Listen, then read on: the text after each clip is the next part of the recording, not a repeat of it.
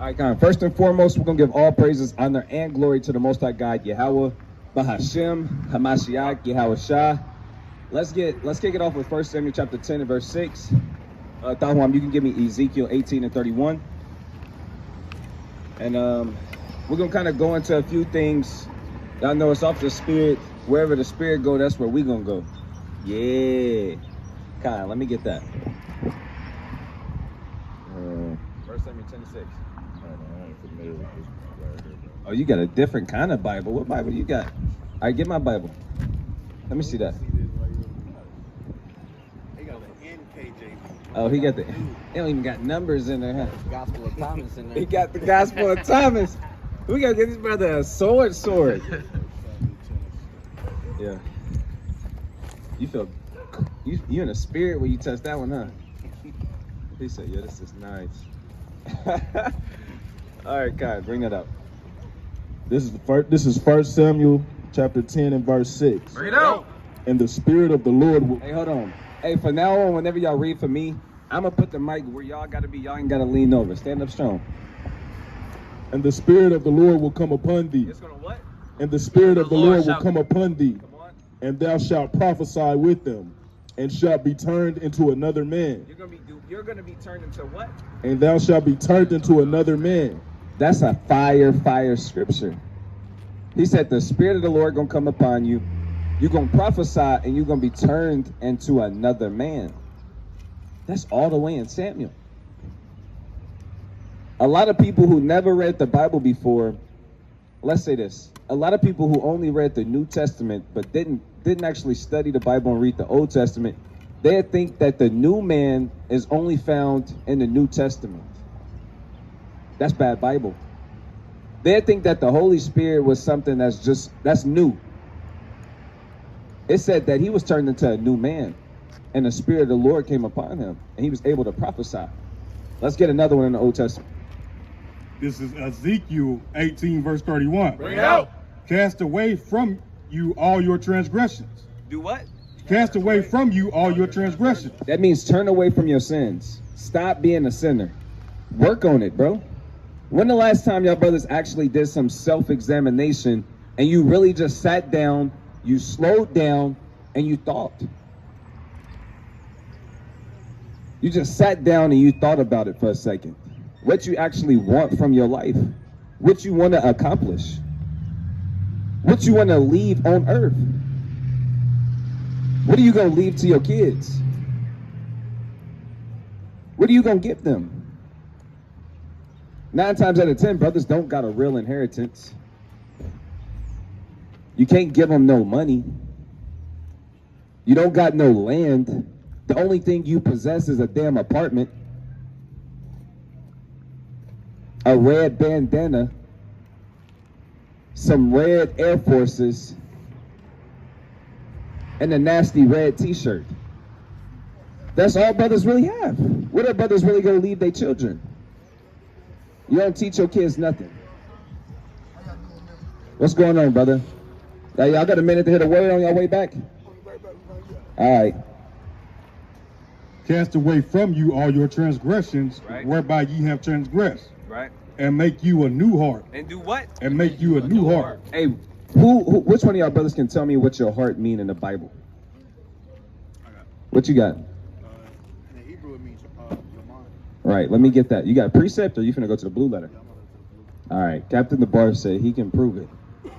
What the heart really mean? That brother, he looking at my sword and he finding highlights and woo, it's sharp. It's sharp. I know. Be careful with her. I let somebody use my Bible one time and they start folding it backwards. I'm like, yo, I've been having this for like 5 years. You need to be careful with that. I need this. This is all I got. What's up, bro? How you doing? Oh, he shook his head. No. All right, well, show him. You got it, King? He's still looking. Ain't nobody got a precept on the heart. Right, that's how you know he said they are stiff-necked and rebellious people. So nobody know what the heart mean. Precept on the heart. Yeah, precept on the heart. Who got it? You got it? Bring it out. This is Jeremiah 17, verse 9. Bring it out. The heart is deceitful above all things. What did it say? The heart is deceitful above all things. Come on. And desperately wicked. Who can know it? That's plain to us, but it might not be plain to everybody. It says your heart is deceitful above all things and desperately wicked. Who can know it? Now, when the Bible says heart, 9 times out of 10, it's not talking about the vessel inside of your body.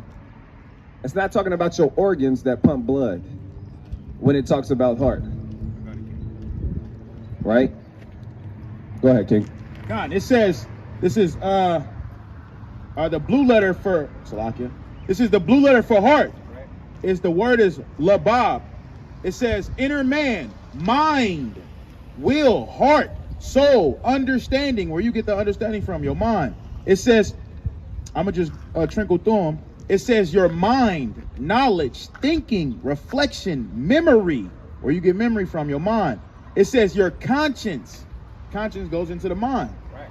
That's a beautiful way to define your heart. Hey, King, if your woman be like, hey, say you slept with another woman and you got your rib or your wife at home, she gonna be like, you broke my heart. Did you actually break her heart? Did you actually pull her heart out her chest and throw it on the ground? Not literally, no. No, not literally. So when the Bible says heart, you got to remember who this Bible was written by our people. This ain't a white man book. If it's a white man book, tell me the white man name. It's not in there. This is our book. This is a song. This is spiritual hymn. We got a book called Psalms. This is our song. Not everybody can listen to this song though. Only a select people can. And you know when you listen to rap and you listen to the song, not everybody can listen to the same kind of music. And when you hear the rapper say something, I'm cold as ice, is he actually saying he ice? No. Is he actually saying his temperature is 30 degrees? No. Is he speaking metaphors and similitudes? That's what the Bible does. Right. So let's read this in Jeremiah one more time. I feel it. I appreciate that. You're a man of your word, man. Bring it out. This is Jeremiah 17, verse 9. Bring it out. The heart is deceitful above all things. So he said the heart is deceitful above all things. Is that talking about your actual heart? No, because your mind is what your heart actually is. She said, you broke my heart. You didn't actually break her heart. You had her thinking it was one thing when it was really another. So you got her mind all messed up. So the Bible said your mind is deceitful. Finish the verse. And desperately wicked. Your mind is wicked. Come on. Who can know it? And who can actually know what a man is really thinking in his mind? Because sometimes a man mind want to do this or tell him this, and he kind of thinking about this, and he really want to be this better person, but he can't get it right. His mind to have him going in circles. But how do we break them circles and break these curses? By coming back to the Most High God and keeping these commandments. Because we the children of the Most High God, the children of light. We the Israelites. You're not an African American. That's a name your oppressor gave you. Right. You an Israelite, bro. That's your God. We read the Bible. Brothers read the Bible up here. Yeah. We never seen African American in the Bible. Right. You an Israelite, bro. You not no damn American either. I think you quote, man. Hey, y'all brothers gotta read the Bible. Read the Bible, you gonna find yourself. You gonna find the truth. Hey, and the truth gonna do what? Set you free. For sure. For sure, man. I know brothers in a rush, so I give it to you smooth like that. You know. Hey, I know you be around here, so you go get some more next time. For sure. You say you got a question? What's going on, King? Question, right? All right. A good question. My father, his mother, my grandmother was a slave. Okay. My father's side. Okay. Because he says God sees you as your father, am I right? Yeah. So I got Native American. Okay. The truth Native American. It's black. You know what I mean? So what's your question? My question is though, I think I come from the tribe of Liveth, the Haitians. That's what you think? I know, my daddy is Haitian. So what's your grandmother's question? Haitian. I was wondering, that's the 12 tribes, right? God, that's the 12 tribes right there. So what's your question? My question is, why what are we gonna do to help us Give me Ecclesiastes 12:13. to be at this situation as black brothers, even though we're preaching the word? What, you know what I mean? I got you. That's a good question. Yeah, you know. So what we got to do to get out of the situation? Somebody give me Deuteronomy 28:1.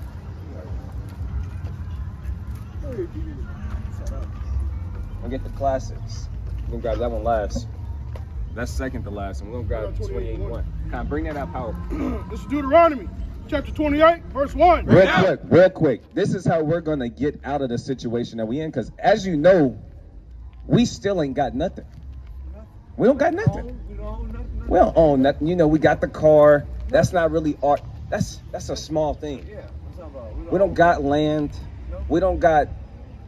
We lost our heritage. We lost our language. We lost our customs. Alexander burnt the whole archive. So how do we get all these things back? Give me Deuteronomy 28:1. 28:1. And it shall come to pass. It shall what? It shall come to pass. Come on. If thou shalt hearken diligently unto the voice of the Lord thy God. If you listen to the Most High God diligently, that don't mean you listen to him, once a month. You kind of open your Bible up every 3 months. Or once a week, you kind of you only think about God once a week, if that. He said if you listen to him diligently. Hey, in the book of Tyrek, it says, they that seek me early. You got to seek him early, every day. And Revelation will tell you got to be watching. Watching. Got to be watching. It says, they that seek me, hearken to me diligently. Come on.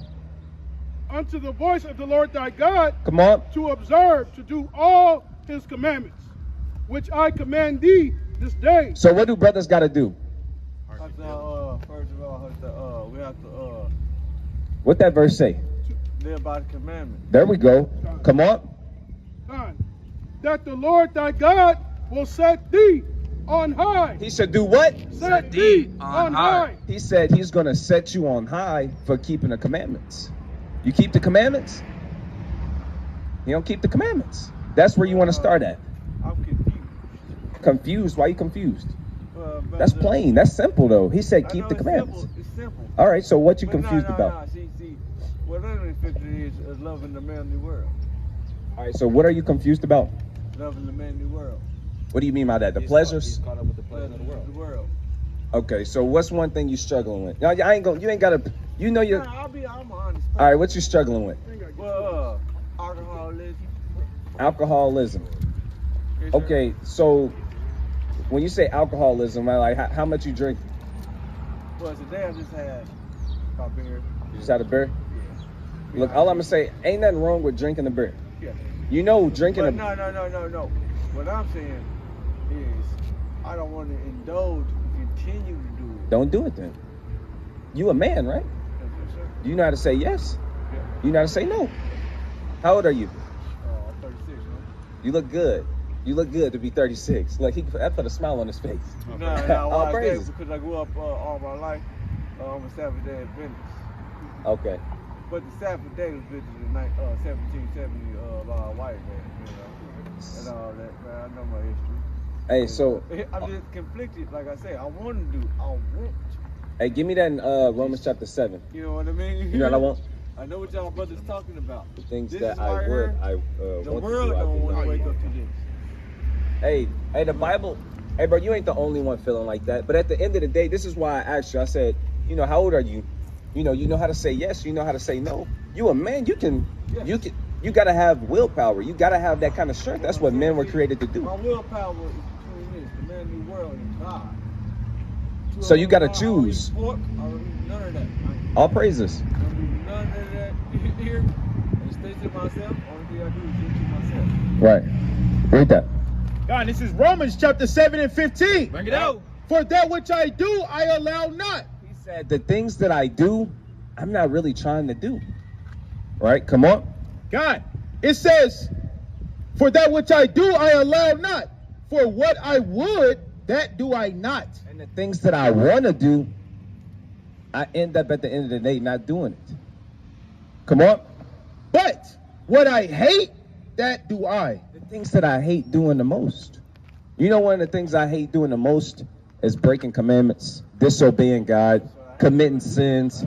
I hate doing that. I ain't doing that. I don't steal. I don't kill. I don't do none of that. I don't wish no I hate that with a passion. That's why we come out here and we teach what we teach. To obey God at the end of the day. That's all we teach. Obey God. Come on. God. It says, 16, if then I do that which I would not, I consider to the law that it is good. Hey, so by you saying that I hate going against God, you're consenting. Basically, you telling God that the law is good. You giving, your mind is already made up that the laws that's in this Bible is good. If you hate stealing, that's your spirit letting you know that you really love God. You really love these commandments. Now, I'm not trying to steal. I'm not trying to be a drunkard. You're saying that the law is good. Because the law tell you can't steal, right? The law tell you can't murder, right? The law tell you can't commit adultery, right? He said you can't covet, right? If you know that all those things are something that you hate, you're basically saying that the law is good. That makes sense? Yeah, that makes sense. Go ahead. God. This is John chapter 14 and 26. Bring it out. But the Comforter, which is the Holy Ghost, whom the Father will send in my name, he shall teach you all things. He shall what? Shall teach you all things. And that's the spirit of the Most High God that he gave to the Israelites. It help you navigate in this wicked society, because in this society, they teach you all evil things, and they kind of make it seem like they do. Yeah, they teaching you all that weird stuff. Con, it says, and bring all things to your remembrance. And the things that you got to remember is that you're God's people. God's people have to do this. God's people can't do this. Hey, bro, you really the light of the world. You're supposed to be the one who teach everybody else how to live their life. So if it gets to a point where you gotta get to that point at some point, you gotta be able to control your own spirit. When you go to Galatians chapter 5, it tell you the fruits of the spirit, and one of the fruits of the spirit is temperance. Who know what temperance means? Self-control. You gotta have self-control. I'm not trying to drink today. Don't drink today. That's part of being a man, saying you're gonna do something and doing it. So like it's on you, Pastor Captain. It says, whatsoever I have said unto you. All right, brother. You don't need it? All right, hold on just a second. Hold just a I'm second. about to go because I came up here to hear what y'all was saying. I understand what y'all saying. 100%. Let him go. Well, I got one more scripture for you, just a second, real quick, okay? If But you no, don't mind. I came up here from my brother. I appreciate you. I really do. No, I came up here with my brother. He wanted me to do some words for him. Okay, so can I read just one last scripture? All right. This is 1 John chapter 2 and verse 15. Bring it out.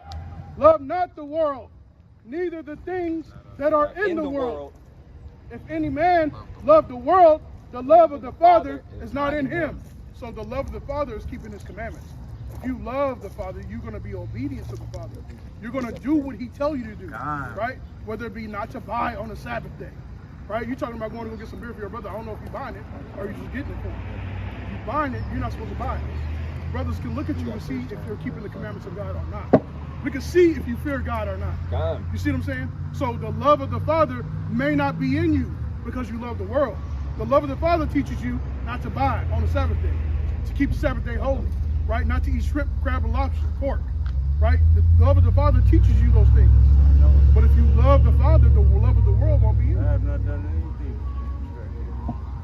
Only thing I've done today is straight with him jump up there. Bro, we can every day God loves. And we can challenge that right quick. Yahweh Shah loves. So you know Yahweh Shah? Yes, sir, bro. I've been reading up. So what's sin? What is sin? Sin That gotta be second nature right there. Right, I got you. You gotta have that on the, you gotta have that right there on the frontlet of your mind. You heard what he said? He said, I don't do nothing to disobey them. But you don't know what no. sin is. I already done it. What is sin? I don't try to. You know, you can still play. Yeah, we definitely You want to re-ask the question? I got you. Let me get this real quick to you. This is 1 John chapter 3 and verse 3. Bring it out. It's like verse 4. The one, if nobody does sin in their life. Hold on just a second. Hold on. 1 John chapter 3 and verse 4. Bring it out. Whosoever committed sin, Exactly. brother, Nobody can brother, say that. check me out. Whosoever committed sin transgresseth the law, for sin is the transgression of the law. So sin is breaking God's law. Breaking God's It's law. disobeying his law. I know. When we ask, why you ain't say that? But What? like I said, What? What did you say? It's all right, brother. I didn't know. Okay. Hey, now we get. That's how you build right there. That's how you build. That's all it is. God, that's gonna take you far. Right. That's all brothers be needing to have is just a little bit of humility. That's it. You know the greatest in the kingdom of heaven. You know who they gonna be. Damn. You know what Yahweh said? He said the humble. He said you gotta be like a child. Hey, so you did a beautiful thing today, man. That's something to help you.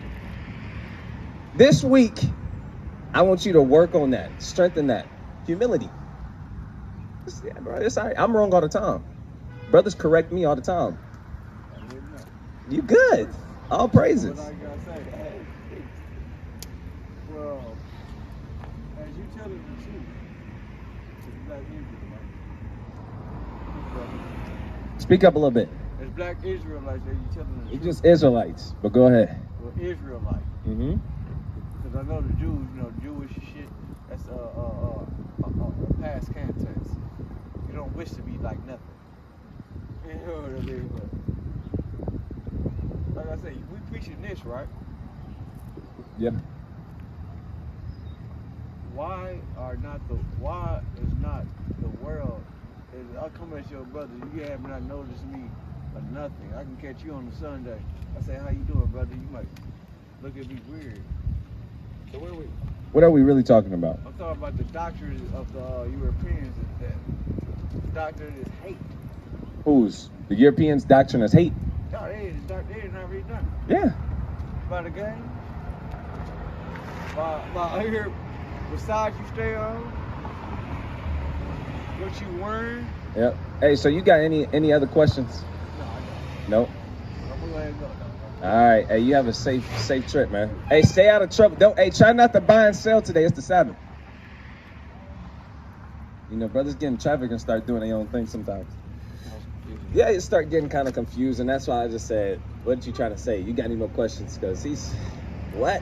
I almost had to be a lion. I know. He showed a little humility, all praises. And you rarely see that over here. I know. You really see that. So let's grab this real quick. This is Slackman. I want to grab this one in 1 John, and then we'll come back to you. This is 1 John 5 verse 3. Bring it out. For this is the love of God, that we keep his commandments, and his commandments are not grievous. That's plain. He said, this is the love of God, that we keep his commandments. Right. That's simple. Why brothers got to make simple stuff hard? Shalom, King. Why we got to make simple stuff hard? Brothers do everything in their power to go against that. All right, let's get to 2 Corinthians. This is 2 Corinthians chapter 4 and verse 16. Bring it out.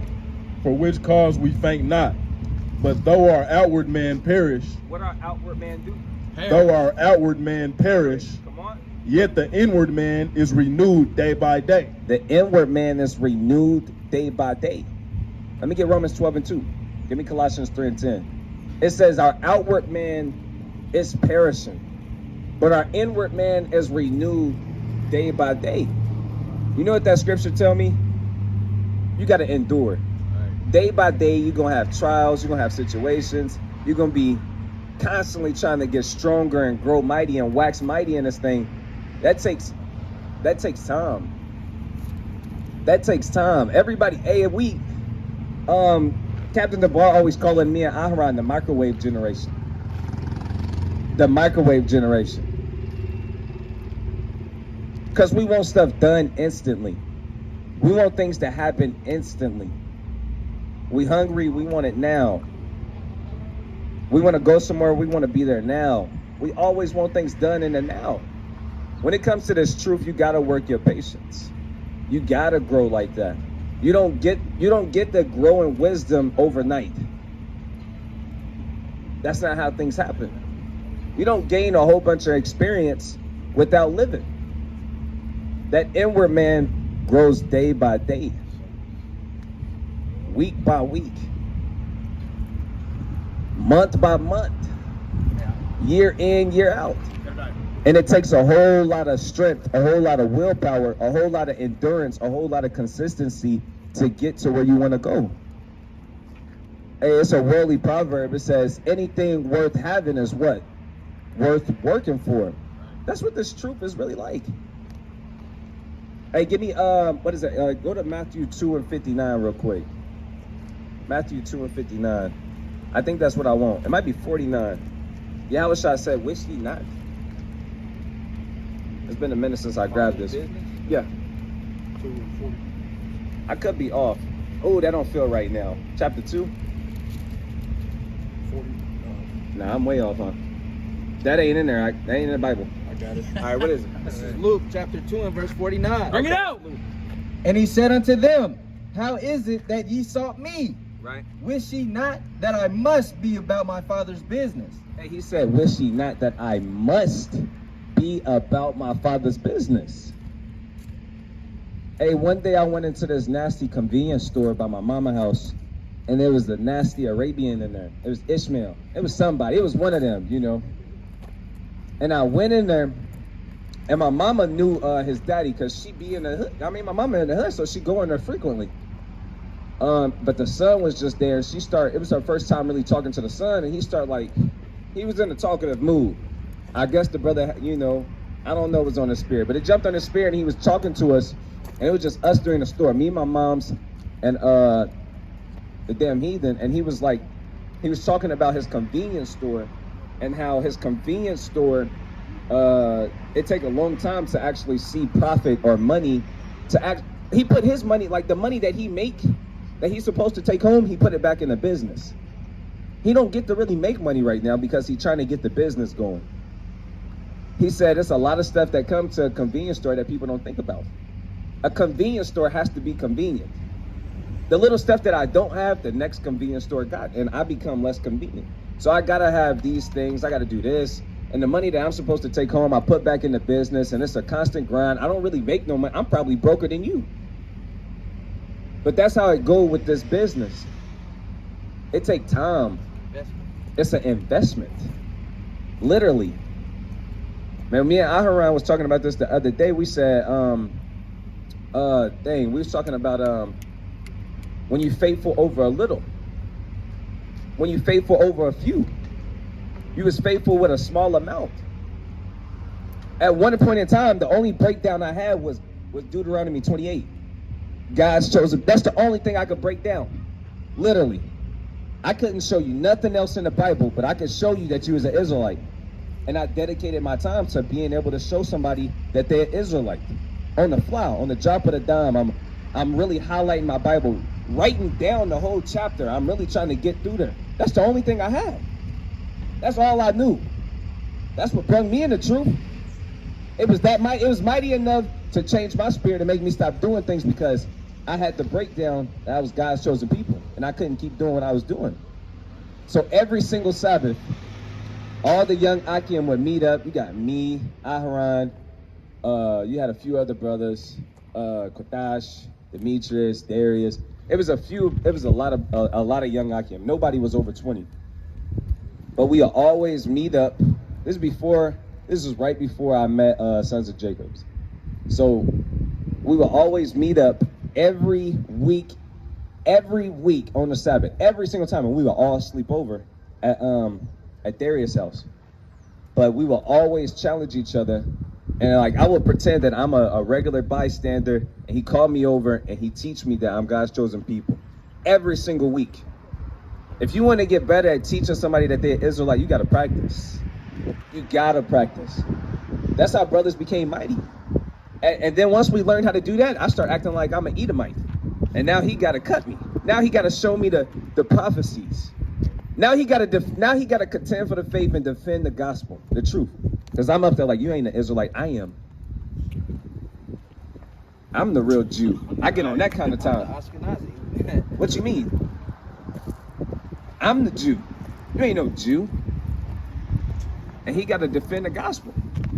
That's how brothers learn how to wield their sword, by getting in the field. And when it comes to learning how to fight, you got sparring sessions. You don't just wake up and know how to fight. Your big brother beating you up, I was gonna say it. He beating you up though, and you gotta learn how to defend yourself. That's how this truth is. You learn how to use the sword by practicing. If you're not in there with the flashcards writing down precepts, how you expect to remember a precept? If you don't go to sleep, before I go to sleep, it was a time where I do this every night. Before I go to sleep, I would pick up one of my flashcards. If I know that one, I put it to the side because I know that one by heart. It ain't no way I can forget that one. I go to another flashcard. I'm like, dang, I got to work on remember this before I go to sleep. I will read it like 3 times. I turn it on the back, make sure I got it right. And on my way to go to sleep, I'm literally memorizing that precept. And the first thing I do when I wake up, I try and make sure I still remember that precept. And I go check the card and make sure I still got it. The scriptures say you got to be talking about the scriptures. Give me Deuteronomy 6:4. That's the truth. I say all of this to go back to 2 Corinthians 4 and 16. Day by day. That inward man is renewed and becomes stronger day by day. Precept upon precept. Line upon line. Here a little, there a little. You got to fall in love with the scriptures. Bring that out. This is Deuteronomy chapter 6 and verse 4. Bring it out. Hear, O Israel, the Lord our God is one Lord. And thou shalt love the Lord thy God with all thine heart, and with all thy soul, and with all thy might. And these words which I command thee this day shall be in thine heart, and thou shalt teach them diligently unto thy children. So you got to teach them to your kids. Come on. And shalt talk of them when thou sittest in thine house. When you sitting in your house, you got to talk about the scriptures. Come on. And when thou walkest by the way. When you walking by the way, you got to be thinking about the scriptures. Come on. And when thou liest down. Hey, when you lying down. And when you rise up. And when you rise up, man. That's the spirit brothers got to be moving in. If not, you're going to start entertaining distractions. Entertaining demons. You're going to be easily targeted by demons. Because that's how demons know that it's time to ambush you. They ambush you. They know who you are. Oh yeah, yada daya. I know he dealing with this. That's the perfect time for him to creep in there. I know he in the truth now, but I know what he was doing before he came in the truth. Let's see if he'll fall for it. I know what he like. Yeah, I seen that spirit walking past earlier. I was going to reach out, but it was like that might not be beneficial right now. Maybe on the way back. We'll see how it go. But that's the kind of spirit you got to be on. Hey, didn't Christ get tempted? He got tempted by Hashatan. Satan pulled up on Yahweh Shah, our Lord. Let's read it. We got time. Let's read it. Yeah. I'm going to have Thahon read it, because I don't like how he read. I'm just playing that. That's an owl. Damn, brother. Yeah, let's read 4. I usually start 4 and 4. We might be able to start at 1 though. Let me see. Yeah, we can read 4 and 1. Let me start from there. This is Matthew 4 verse 1. Bring it out. Then was Yahushua led up of the Spirit into the wilderness to be tempted of the devil. Right. So Yahweh Shah is on his way to get led up into the wilderness to be tempted by the devil. Come on. And when he had fasted 40 days and 40 nights, right, he was afterward and hungry. Right. You guys, but everybody get hungry. Right. That's what's going on. Come on. And when the tempter came to him, he said, if thou be the Son of God, command that these stones be made bread. What did Christ say after that? But he answered and said, it is written, man shall not live by bread alone, but by every word that proceedeth out of the mouth of God. Immediately he sliced him with the law. Right. What's that, Deuteronomy 8? What's that, Deuteronomy 8?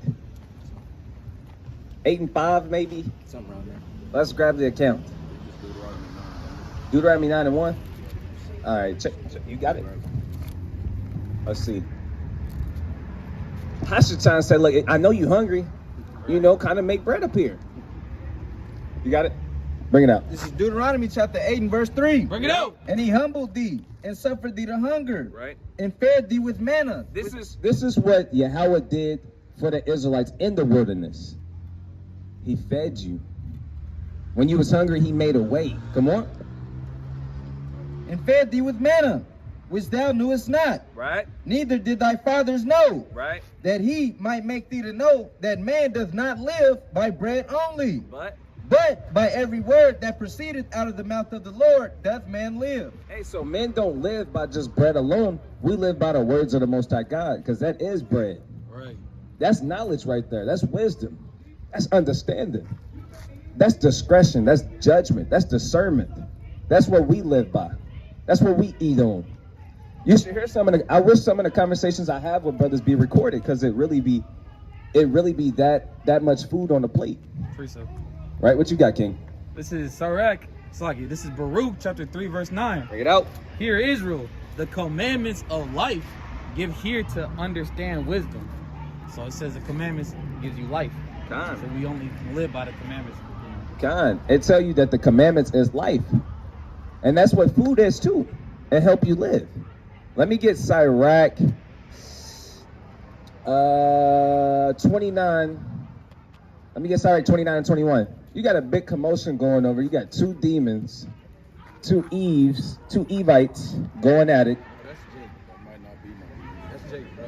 That's Oh, the one in the pink is a Jake. That's a man, yeah. All right, I stand corrected. All right, so let's keep going with the spirit of the Most High God, though, because we already know what time that is. We ain't on that time no more. All right, so can I get Sirach? Yeah, bring that out. This is Sirach 29, verse 21. bring it out. The chief thing for life is water and bread and clothing, Right? and an house to cover shame. Hey, so the chief things for your life is water, bread, clothing, and a house to cover your shame, shelter. That's what man need to live. He need water. It's that plain. What else do you really need to live? You got water. You got some food. What else to say? Water. Oh, clothing, and a house. That's all brothers really need. So don't get caught up in all of this other stuff. And when you really look at that precept, that's spiritual. All of them things he just named are spiritual. We know that water can represent a few things. If you go to Sirach chapter 15, it'll tell you water is understanding. If you go to Sirach 15, the third verse, it'll tell you that bread represents understanding. Right? Clothing, we already know what clothing represents. It represents, when you go to Job, the 24th or the 29th chapter, the 14th verse, it tell you that Job put on righteousness as a robe and a diadem. Your clothing represents righteousness. Right? We could go all day on those things. Let's go to, where was we at? We was at Matthew, or Luke. Where was we at? Matthew 4. Anybody got a precept they want to pull out? All right, come. This is Matthew 4, verse 5. Bring it out. Then the devil taketh him up into the holy city, and setteth him up on a pinnacle of the temple. Right? And said unto him, If thou be the Son of God, cast thyself down. For it is written, He shall give his angels charge concerning thee. Hey, Who know where that precept is? Who know where that precept is? Shalom. What? Huh? Good. Hey man, you gotta come talk to us. You said shalom. I'm curious now. You know about the Israelites? What? I don't remember that. Dang, my memory is shot. That was when she was pregnant, remember? I don't remember that. Dang. Dang. Time flying. Time flying. Dang. All right, well, all praises. Yeah, that's the one that popped up in my head. Who know that precept? Hey, so hold on. We gotta really talk about that. He took him up to a high pentacle and said, look, if you really the Son of God, kind of jump off this cliff. And then, the angels kind of gonna look out for you. It's written. It's written. He said, let's read again, because he really quoted a precept. If thou be the Son of God, cast thyself down. For it is written, He shall give his angels charge concerning thee. So that lets me know something crazy. Satan know the scriptures. Right. If the devil know the scriptures, he know about the Most High God, Yahweh. You think he don't know you? You think he don't know you? You think he don't know what you like? You think Satan don't know you? He know what time you go to sleep. He know what time you be lacking. Let's just say that. Hey, let me get Job. I think it's 1 and 10. Yeah, you remember that precept where it said the sons of God appeared before God and Job, but he said he put a hedge around them. You know that off the top? Okay. Tahwam got it. It's in 1 and 2. It's in 1 and 2? First chapter and Okay. I think we got it right here. This is Job 1 and 10. Bring it out. Has not thou made an hedge about him and about his house and about all that he hath on every side? Thou hast blessed the work of his hands, and his substance is increased in the land. Hey, he said, let's read up a little bit so we can get the context. Let's see what's going on. Let's read up a little bit. Wherever you see fit, let's just read up a little bit. Where you see fit. Because Satan know us. He literally know how to get to us. He know how to tempt us. If it was really in God's heart to make you fall, you will fall. Oh yeah. Oh yeah. You will fall. Oh yeah. So what can you do for the Most High God so he don't take that hedge away? So you can be protected. We might need to go over some scriptures like that. Yeah, you might need to. I ain't gonna lie. Because brother, right. Right. Right. This is Job 1 verse 6. Bring it out. Now there was a day when the sons of God came to present themselves before the Lord, All right. and Satan came also among them. That's mighty. He said the sons of God appear before the Most High God Yahweh, but Satan was with them. Satan is the son of God. That's one of his workers. Come on now. Let's keep reading. And the Lord said unto Satan, Whence comest thou? Then Satan answered the Lord and said, From going to and fro in the earth. Hey, so this was written for our learning. Do God really got to ask you a question like you don't know the answer? He was like, where you been at?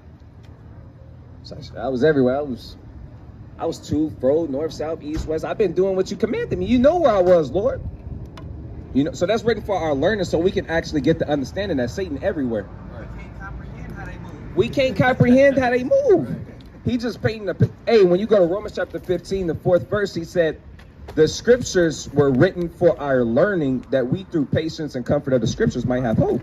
So this was literally written so we could kind of grasp a little tiny bit of what's really going on and how things happen. Right? Let's keep moving. And from walking up and down in it. Right. And the Lord said unto Satan, Hast thou considered my servant Job? He said, what about Job? You kind of consider him? What's going on with Job? Come on. That there is none like him in the earth. And ain't nobody like Job. Come on. A perfect and an upright man. Job was perfect and upright. Complete. He was straight. He was complete. He was doing what he do. That's a mighty compliment. So, hey, when you perfect and you upright and you got a perfect heart with the Most High God, you're going to see what he kind of do for people like that. Come on. One that feareth God and escheweth evil. He said he eschews evil. Is this God talking?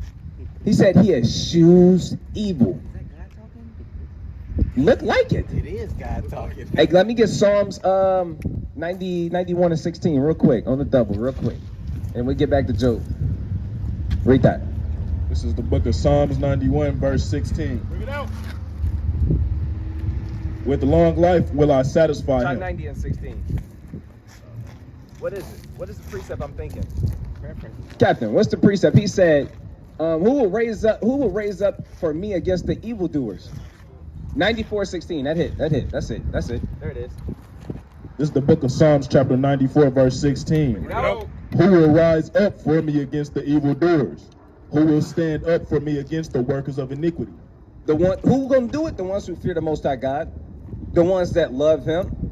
You gotta eschew evil. That's why when we come out to the highways and byways, that's literally what we doing, because we fear God. Brothers literally trying to walk in a perfect spirit with the Most High God. That's the truth.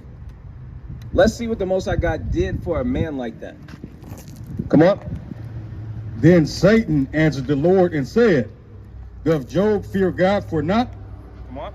Has not thou made an hedge about him? Job fear you. You're not going to just leave him out there. Does he fear you for nothing? That's why you put a hedge about him. That hedge represents safety.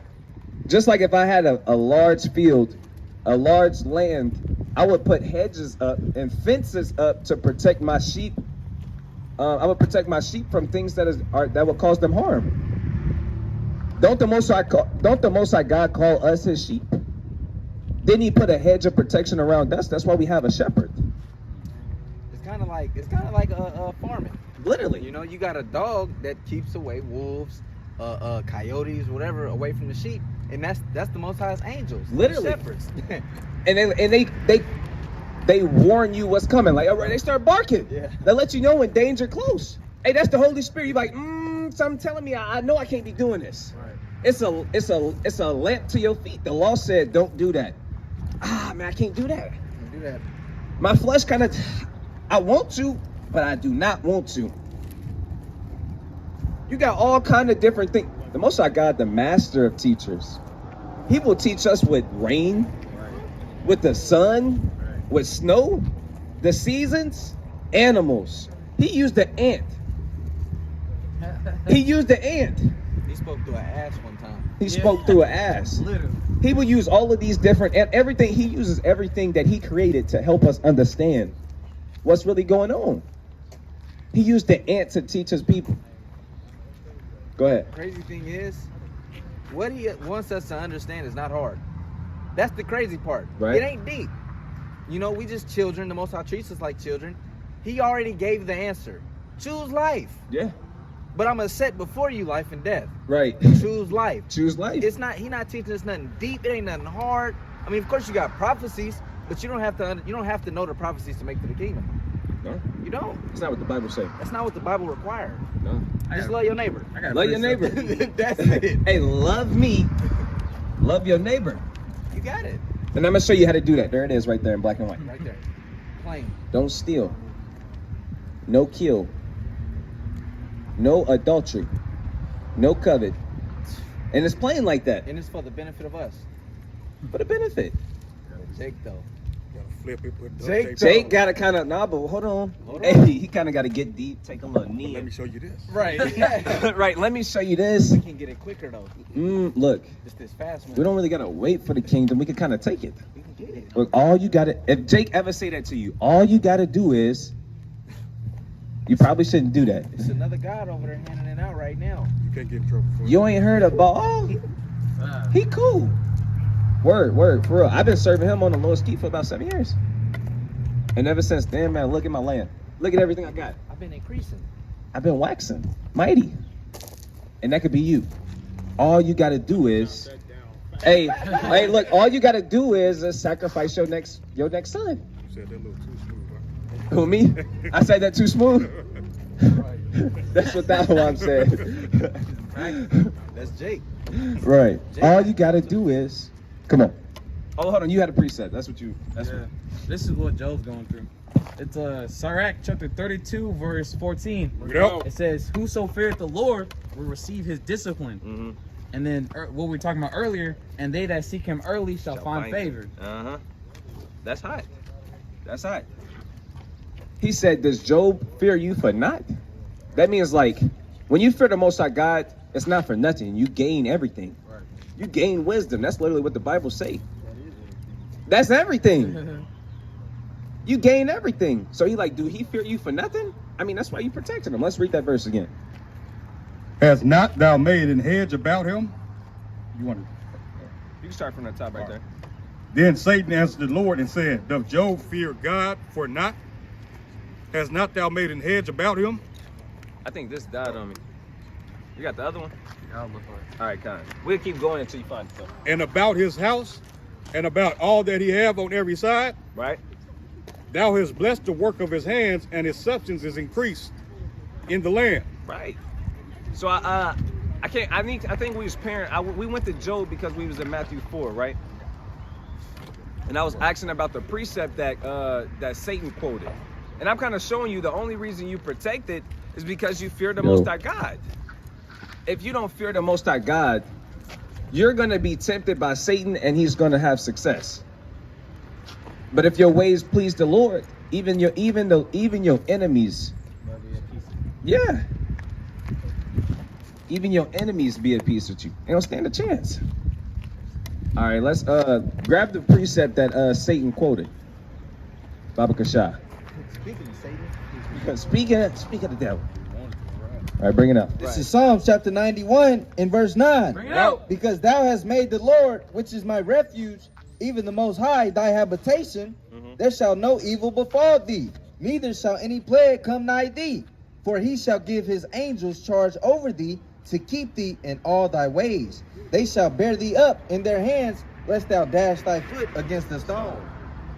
Why Satan quote one of the hardest chapters in the Bible? You're going against one of the hardest niggas that ever walked. Well, you going against Yahweh Shah. You got to get in your bag. Satan's head. Satan got to get in his bag. That's Like, his man, head. if you jump off this right now, and you really believe, come on now, baby. You already know the scriptures. And he's speaking smooth. Come on now. That's like when me and you go against Hezekiah. Right. We gotta come with some heat. We got to come with some fire. Get on your bum. No, brother, it is lawful. Look, check this out. Satan can't pull up with ball. Right. Come on now. Get out of here. Come on now. So he put out Psalms 91 and said, look, jump off. I mean, the angel's going to protect you. You the anointed. If you really the son of God, jump. Do it. Show me. I don't believe. Right? Like faith. Right. Let's go back to Matthew 4. Let's see what Yahweh Shah said after he quoted Psalms 91. I got the next precept quote. All right. This is Matthew 4, verse 7. Bring it out. Yahweh Shah said unto him, it is written again, thou shalt not tempt the Lord thy God. He said, look, it's written again. You don't tempt the Lord. You got that right? Bring it out. This is Deuteronomy chapter 6 and verse 16. Bring it out. Ye shall not tempt the Lord your God as ye tempted him in Massah. He said, don't tempt the Lord your God.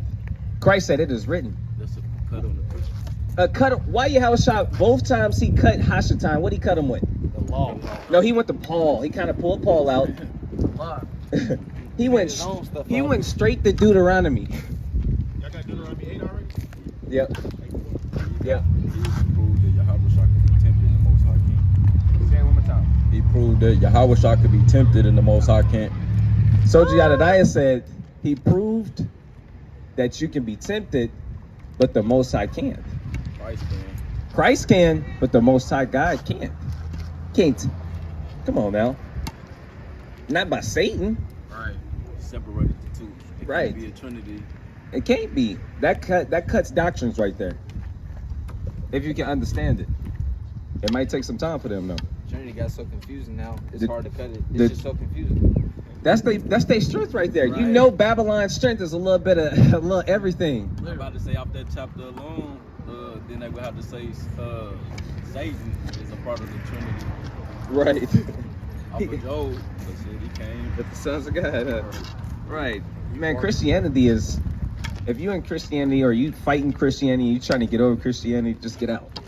I'm going to tell you right now, the Israelites do a damn good job of destroying that doctrine. They finished. Hey man, not too long ago, a brother did a video. He kind of pulled up a video showing you where a group. It was a group of Christian pastors from different churches kind of getting together, talking about the Israelites and like kind of trying to get some understanding and like come to a consensus. What are we gonna do about this? Because you know they kind of right. Where did we go wrong? We gotta kind of get more crafty or something. Aren't our lives working? Why aren't our lives working anymore? Hey, a Christian actually pulled out a famine of the word. He pulled that out because he was saying we don't really teach the Bible. We're not really bringing nothing out. He said we was the famine of the word. He said the Israelites. They was the famine of the word. That Oh, they not he teaching condemned the Bible. himself? Yeah. A Christian pastor condemned himself and what he was teaching. He said we are the famine of the word. That's crazy. I ain't know that happened. They ain't bringing nothing out. All praises. Now everybody know when you go to the church, maybe on Easter they pull like 3 precepts. On a good year. Maybe. Ain't gonna break it down. They ain't really gonna give you too much understanding. And that's Jesus. I can't even count how many precepts we pulled out already. But that just goes to show you that what I'm trying to say is when you go into that church, most of the time these churches ain't really teaching the Bible. They just not. They not teaching the Bible. They kind of just talking. You know, Easter is their payday. Christmas, that's their payday. That's when they get the bread. So you know they put on that nice suit. They pull up with that big jolly smile on. And they get in that receiving money spirit. Right. Anyone of y'all know about tithes? Yes, God. What do you start saying? The Lord is in here today. That's the only time they go to the Old Testament. That's the only time. They go to that Deuteronomy 14, huh? It be the breathing for me. Yes. You know what's got to go there. In the name of Jesus. Look to your neighbor and say, Jesus. Now everybody stand up and hug somebody you ain't never hugged before, right now. And they start playing the music and Hug your brother wife. What? Hug your brother wife. Hug your brother wife. If you love him, look in the eyes and say, I love you. Grab her in tight. Now give her a holy kiss. Right. Pastors be doing some weird stuff. I seen a pastor, I think I sent this in a chat. It was a funeral and cause somebody had died and they was bumping Rod Wave in there. But they slowed it and kind of chopped and screwed it and they was all Getting geeked. they was getting geeked in there. I seen another one. It was a Jake pastor. He kind of looked like he was an Israelite, but he looked like he has like a little bit. He had a look like his accent. He had Hamitic features. Like he kind of had the accent and stuff like that. But he was the preacher. He the head preacher. Hold the staff real quick. And there was a whole bunch of women like laid down, face down. And they like close, like sardines close. And they like, I'm like this. The other one is like on the other side, but they all laying on their stomach. And he got a belt. And he got the mic in his hand. And look, this the crazy part. The husbands was a little ways off, and they was kneeled on their knee. All Jakes in there. Right? All Jakes in there. The pastor in there whooping all the Jake's wives while they kneeling before. When I say whooping they ass. And he kind of go back because this one jiggle a little bit, and he actually getting in there. Right? He's like, I didn't get that. Right. Bro. You want us to put the clip in, or is it too like 18 plus? I don't know, bro. That's up to you. You the camera guy. That's your office. That's your office. All right. Ask Abba. What about the one where he was bathing the women? He was what? Bathing women. Bathing? I don't know about that one. I believe he was a Hamite, bathing women in front of the congregation. I don't know nothing about that. G shit.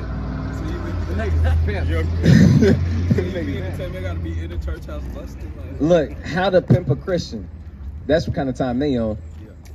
How to pimp a Christian. Ooh, doggy, y'all gonna get some crazy judgments. We got that one down here spitting on him. And then you got one in Tulsa. It's Tulsa, ain't it? It's Tulsa, Oklahoma, where we be at. You had a preacher go viral for spitting loogies in his hands and wiping it in his brother's face. Would not face Jesus anymore. What most people would do is turn away.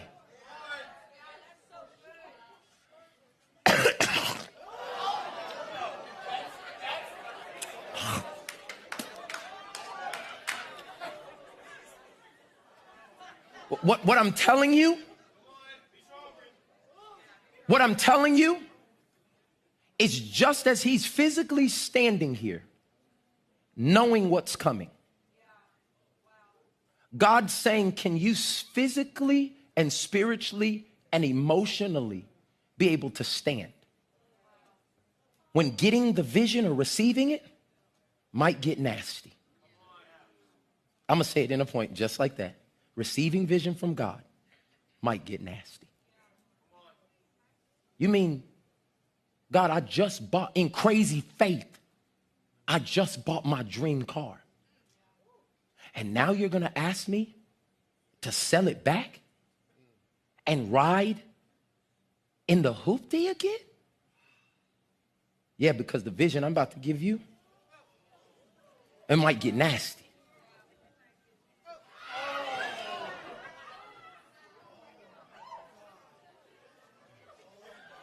And do you hear and see the here in Tulsa? Yeah, it's not gonna go good for him. He gonna run into us one day. I'm talking about that loogie, bro. That was literally a loogie. He, It was dripping down his slowly.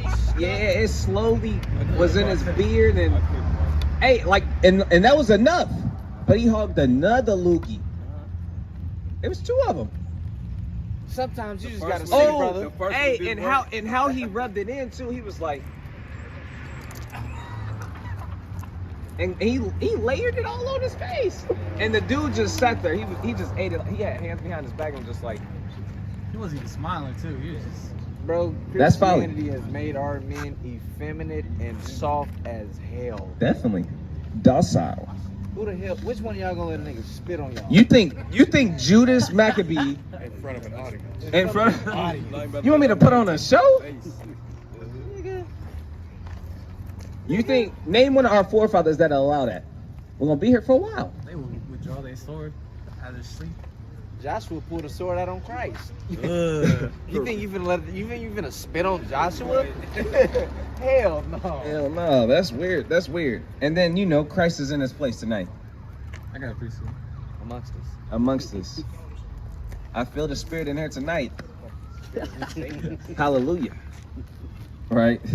But that's folly. Let me get 1 Corinthians 6:9, Baba Kasha. Christianity gotta go. In a city near you, as pastors spitting in their hands and wiping it on brother's face. That's folly. This is 1 Corinthians 6, verse 9. bring out. Know ye not that the unrighteous shall not inherit the kingdom of God? He said, look, you gotta know this. Off topic. The unrighteous, they don't get to inherit the kingdom of God. Come on. Be not deceived, neither fornicators, Right, nor idolaters, right, nor adulterers, right. nor effeminate, Nor what? nor effeminate, Nor what? nor effeminate. It says nor effeminate. What's that word mean? Not. Effeminate goes into a man trying to be, he got womanly traits. Women accolades. Women accolades. When a brother corrects you, you can't act effeminate. Hey Malachi, that's not accurate. Go to Deuteronomy 7. Let me go to Deuteronomy 8. I'm acting right now. I'm acting. This is me correcting you. What you said was not accurate. When you go in there to Deuteronomy 8 and this, it say that. You wrong. You wrong. That's how you gotta take it. Like, okay, let me look into that. I got you. All right. Not, well, you know, what do you say? Well, we all not perfect. Right. Are you perfect?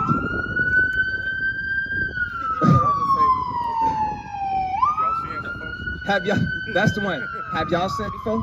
Have you sinned? I heard, what you gonna say? Next time somebody say, is there, what was it? Next time somebody say, we all sinned. Or we ain't nobody perfect. Nobody perfect. What you gonna say next time somebody say that? I'm perfect. You gotta prove I'm not perfect. Show me where I'm not perfect. I'm gonna get on that kind of time. I'm on that kind of time. Just show me where I'm in sin real quick. Go ahead. I feel like that's toxic masculinity. So should men not have emotions at all? No, men can definitely have emotions. The Lord got emotions. So how should a man show his emotion? What is it? Like a man. Not like the opposite. I was playing. What is the root of an emotion? That's a good question, too. Your thoughts. So think like a man. Hey, instead of dealing with just conforming to your emotions, use your logic though. Right. Because a man, look, we all get angry. That's an emotion. That's an emotion. I'm not telling you can't get upset. Right. But what you do when you upset, that's gonna tell me if you acting effeminate or if you acting like a man. That's the difference. Disclaimer. We ain't telling nobody that they can't cry. Yeah, I mean, it's time. It's a time and a place for everything. I get 3 of those in a whole year. I get one. See, look, I get one in the whole year, and it's got to be major. It gotta be major. It It's gotta got be to be serious. something. Did Yahweh cry? Yeah, He did. he cried blood. Sweated blood. Oh, my bad. You're right. He cried. Look, nah, brother. I gotta get effeminate now. Go ahead. A lot of that toxic masculinity, I hear that a bunch from women telling men. They too masculine. Yeah, huh? that they're being toxic masculinity, especially when you talk about emotions. So Yeah. how would you? What's the correct way that a young man or a young boy should show forth his emotion? Yeah. My first thought is don't learn from a woman in that area, because you gotta think in general. If you too soft, then you ain't no good for them. If you too hard, then you ain't no good for them. So your thought process shouldn't even be built off how a woman feeling off top anyway. Right. If you're a man, they don't want you. If you're feminine, they don't want you. Right. Let's. Dahwam said he got a classic precept. Bring it out. A classic but never old. Isaiah 3:12. Bring it out. As for my people, children are their oppressors, and women rule over them. O my people, they which lead thee, cause thee to err, and destroy the way of thy paths. You gonna touch on that? I Bring touch it on out, that. He's gonna say It's it. saying what it's saying. Come on, I touch on that. So that's the whole problem. We learning from the household is out of order, so we learning from our women, and that's why the structure of the household is destroyed. Right. Yo, woman, she think it's toxic masculinity. She's trying to teach you what a man should look like in her eyes. Right. What does a man look like in God's eyes? Let's go to Kings. Let's go to the book of Kings. Give me 1 Kings chapter 2. 2 Kings chapter 2 verse 1. Because it was when King David was finna die. I'm gonna wait on this. We do want to get to that though, but I want this one. That feminist stuff. Yeah. I hate feminists. Okay, babe. We'll talk about That's that. a huge thing because a lot of young boys would have a question like, I want to attract a female, but they think I'm too stubborn. You know what I'm talking about? Give me 1 Ezra chapter 3. Say that again, Zion. Okay. Where it says many have ran out of their wits. Yeah, I want that area right there. You said feminist. 2 Kings chapter 2 verse 1. I punch Oh, okay. What's 1 Kings then? I know, bro. Okay, yeah, he died in But 1 they be, Kings. they'll be crappy. Dang, brother, I'm off, huh? That's a sin. When David was gonna die. Yeah, plus that's 2 Kings. No, it's 2-1. That's 1 Kings chapter 2. Are we good? This is 1 Kings 2 verse 1. Bring it out. Now the days of David drew nigh that he should die. So you got King David finna die. What is he gonna leave his son with? Right. He's gonna leave him with something important on how to carry himself like a man. Let's see what King David said. And he charged Solomon his son, saying, I go the way of all the earth. Be thou strong, therefore, and shew thyself a man. He said, look, I'm finna go the way of all the earth. Everybody gotta die. But I want you to be strong and be a man. Come on. That's shaky. And keep the charge of the Lord thy You got the God. nasty Edomite walking behind and spending dirt the whole kingdom. She got an Uzi in her pocket. Bring it out. Unclean to the Right. And keep the charge of the Lord thy God to walk in his ways, to keep his statutes and his commandments, and his judgments and his testimonies, as it is written in the law of Moses, that thou mayest prosper in all that thou doest, and whithersoever thou turnest thyself. So King David on his deathbed said to Solomon, look, I'm finna die, my guy. I go the way in all the earth, to the grave. But I need you to be strong, and I need you to show yourself a man. I need you to walk in his ways, his testimonies, his judgments, his laws, his commandments, even as is written in the law of Moses. I need you to fear God and keep the commandments. That's how you be a man. When has listening to a woman been how a man showed you how to be a man? Where is that in the law? Where did the Bible say, look, in order to be a man, you got to kind of go to Deuteronomy 16, and to be a man, the woman gonna show you. Sarah gonna guide you. Yeah, Sarah gonna guide you. Hey, is it wise to hear your wife out sometimes? Yes. Yeah. Abraham did it. Right. He actually did. She said, get her out of here. But not He how to was- be a man. Right. Right. I mean, you can kind of hear your wife out. Ain't nothing wrong with that. I mean, she is there to help you. Right. You can allow her to help you. That don't mean let her jump in front of the boat and she kind of the captain now. But if you got a whole bunch of that's why the captains got officers. That's why the captains got a general. Right. Hey, the general like, man, I think I want to do this, but I want to do that. The captains kind of come up and be like, look, well, if we do this, you can be sure that this is going to happen. But if you do this, this probably won't happen. And this and that will probably affect this. Now the general Hezekiah can be like, okay, Well, I would rather it be this way. Let's do this. That's plain. He's still the captain. He's still the general. Same thing with your rib. I mean, it got to be in order that way. Well, listen, well, King, do you want this or do you want that? Because if you do it this way, this is going to happen. Or regardless, this is going to happen. You're like, all right, I hear you. And you meditate on it for a day or two, and you're like, all right, well, I'm going to do it this way. You know, that's how it's supposed to go. He got the precept? Sirach 25, what is 25, 25. Come on, bring it up. This is the book of Sirach, chapter 25, verse 24. Bring it out. Of the woman came the beginning of sin. Well, hold on. That ain't in there. Yo, my mic tripping. All right, read that again. Of the woman came the beginning of sin. The Bible say the beginning of sin happened with a woman. That's plain. That's plain. Is that plain? That don't need a breakdown, do it. He said the beginning of sin came through a woman. Let's keep reading. And through her we all died. That's the precept. That's when drop the mic. Hey, if you following your woman, nigga, you're gonna die. You're destined to die. If you be like, all right, babe, well, I'm gonna kind of let you take the wheel. She the head. Hey, she come pick you up from work and you jump in the back seat when nobody in the passenger seat. Look, brother, you're gonna die. Through the spirit, they do that. I said go, and you kind of frail up. You frail up. You got Jake out here. In the truth. You want that out of Ezra? In the truth. Yeah, I think I might grab that. In the truth, you got men scared of their wife. In the truth, men are scared of their woman. You know what shit do to me? I actually heard this from a brother. I heard that. I literally heard a brother say, do you know what she would do to me? He was joking, but he was for real. Right. He was for real. You know what she would do to me? What's up with it, brother? Hey, what you say? Every joke got a little bit of truth. The Bible? Yeah, he all right. Oh, okay. You believe in the Bible? Nah, I'm all right. All right, kind. Let's keep pushing.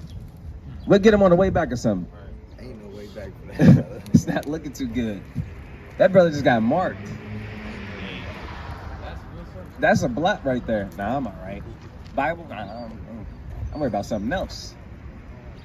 Is there something important over here I gotta go do? Yeah, he is. Yeah, it's not looking too good for you. All right, Salakia. Where was we at? We read a fire precept in Sirach. That's the precept right there. Okay, yeah, he got what I want too. Let's get 9 and 2. I'm gonna get that one after this. This is Proverbs 31, verse 3. Right? Give not thy strength unto women, nor thy ways to that which destroyeth kings. That's some wisdom. You know where that wisdom came from? That came from a woman. That actually came from a woman. Let's read up at verse 1. The words of King Lemuel, the prophecy that his mother taught him. It's prophecy. That came from a woman. She said, look, King, don't ever give your strength to a woman. That's what destroys kings. That's dang. What? Ma, a woman taught him that. Don't. If you hear that from a woman, Nah, the woman is God. Make it. He said, nah, the woman is God. Bro, a lot of that woman is God stuff, a lot of that because they trying to get something. Literally. That's all it is. That's the game right there. They trying to spit game. That's how Eve got caught up the first time. You'll be like God. You are God. Hey, and he spit this. Look, this is part of what he spit. How did men get here? He came out of you. You birthed a king. So that make you a god. And she was like, This is what she said. She ate that up and died. She ate that up and started sinning. She was like, you know what? I am God. Adam, come here. Right. Check this out. Did you know I was your God? Did you know that? Simple as Jake. Right. Damn, you for real? I don't know, because God came to me and he said this. I don't know. This ain't hitting my spirit. That shit Right. was definitely hitting that nigga Adam's spirit. Right. He was like, I'm feeling that. She hit him with that birthday gift. He was Hey, all in. he was like, man, I always wanted a strong black woman. Independent. Right. We just talking, but we for real. Hey, man, you got to come here to Bible. You gonna walk back through here? You gonna stop for a second? All right. Bring that out. Oh, no. You got what I want. Hey, now let's read it again. This is Proverbs 31, verse 3. Right? Give not thy strength unto women. What did the Bible say? Give not thy strength unto women, nor thy ways to that which destroyeth kings. Hey, bro. I know y'all trying to speed past me. I got gas in there real quick. I got to hear you put some gas in. Ah, man. Hey, I'm going to catch y'all on the way. Y'all going to be out here today. I'm going to see y'all in a minute. You going to have another excuse for me, too. He meditating on one right now. Right. He like, man. Oh, he going to put the gas in the car, and then he going to drive past me. There we go. Dang, I got to be on point. Next time I'm a... Dang. That nigga got about 50 cents worth of gas in there. Yeah, he trying to... I don't know where he's going with that. He trying to get his thing. He trying to get wherever he trying to go. He's probably trying to go give his strength into the woman we was talking about. Right now. Hey, the scriptures say, that's in the Bible. Don't give your strength unto a woman. That's in the Bible. We got to consider that. When you examine yourself, this should be one of the things you examine. Especially if you got a whole household. Am I giving my strength unto my woman? Am I giving my strength to my kids? Am I becoming a woman? Right, for real. You gotta look at yourself in the mirror. Bro, that's hard to see nowadays, though. Why you say that? Because everything has been so intertwined. It's easy for us to see because we came out of the world, but a lot of shit has been intertwined.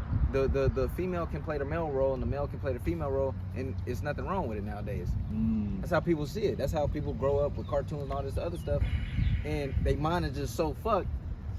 I don't know who now, nigga. Right. I mean, it's okay for my woman to take care of me. That brothers actually feel like that's okay. I mean, my woman can kind of preserve me, and she can put a roof over my head, and I can kind of just chill in the house and play 2K with my homies, and we can kind of smoke weed all day. They don't feel like that's effeminate. If somebody kicked down the door, she got a gun. Damn. What?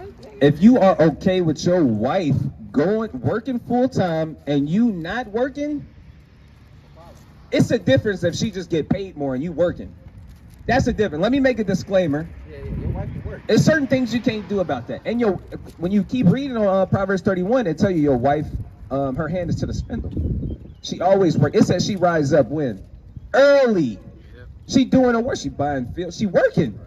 But if your wife's doing all of that, she putting the food on the table and you ain't doing nothing, you kind of just there. And you like, I'm a man. I'm the man of the house. No, brother. I ain't gotta do nothing. I'm a king. No, sister. No, you got it wrong. You got it wrong. No, sister. Don't. Bro, you're operating in the wrong spirit. If your wife is the if you not working and your wife working, bro, you're effeminate. Right. That's actually you giving your strength into a woman, because now she actually has more power than you. She really does. It's not your house, nigga, it's hers, and she really feel that way because you're not working. She's gonna bring that up. Even if she don't say it, is she feeling that way?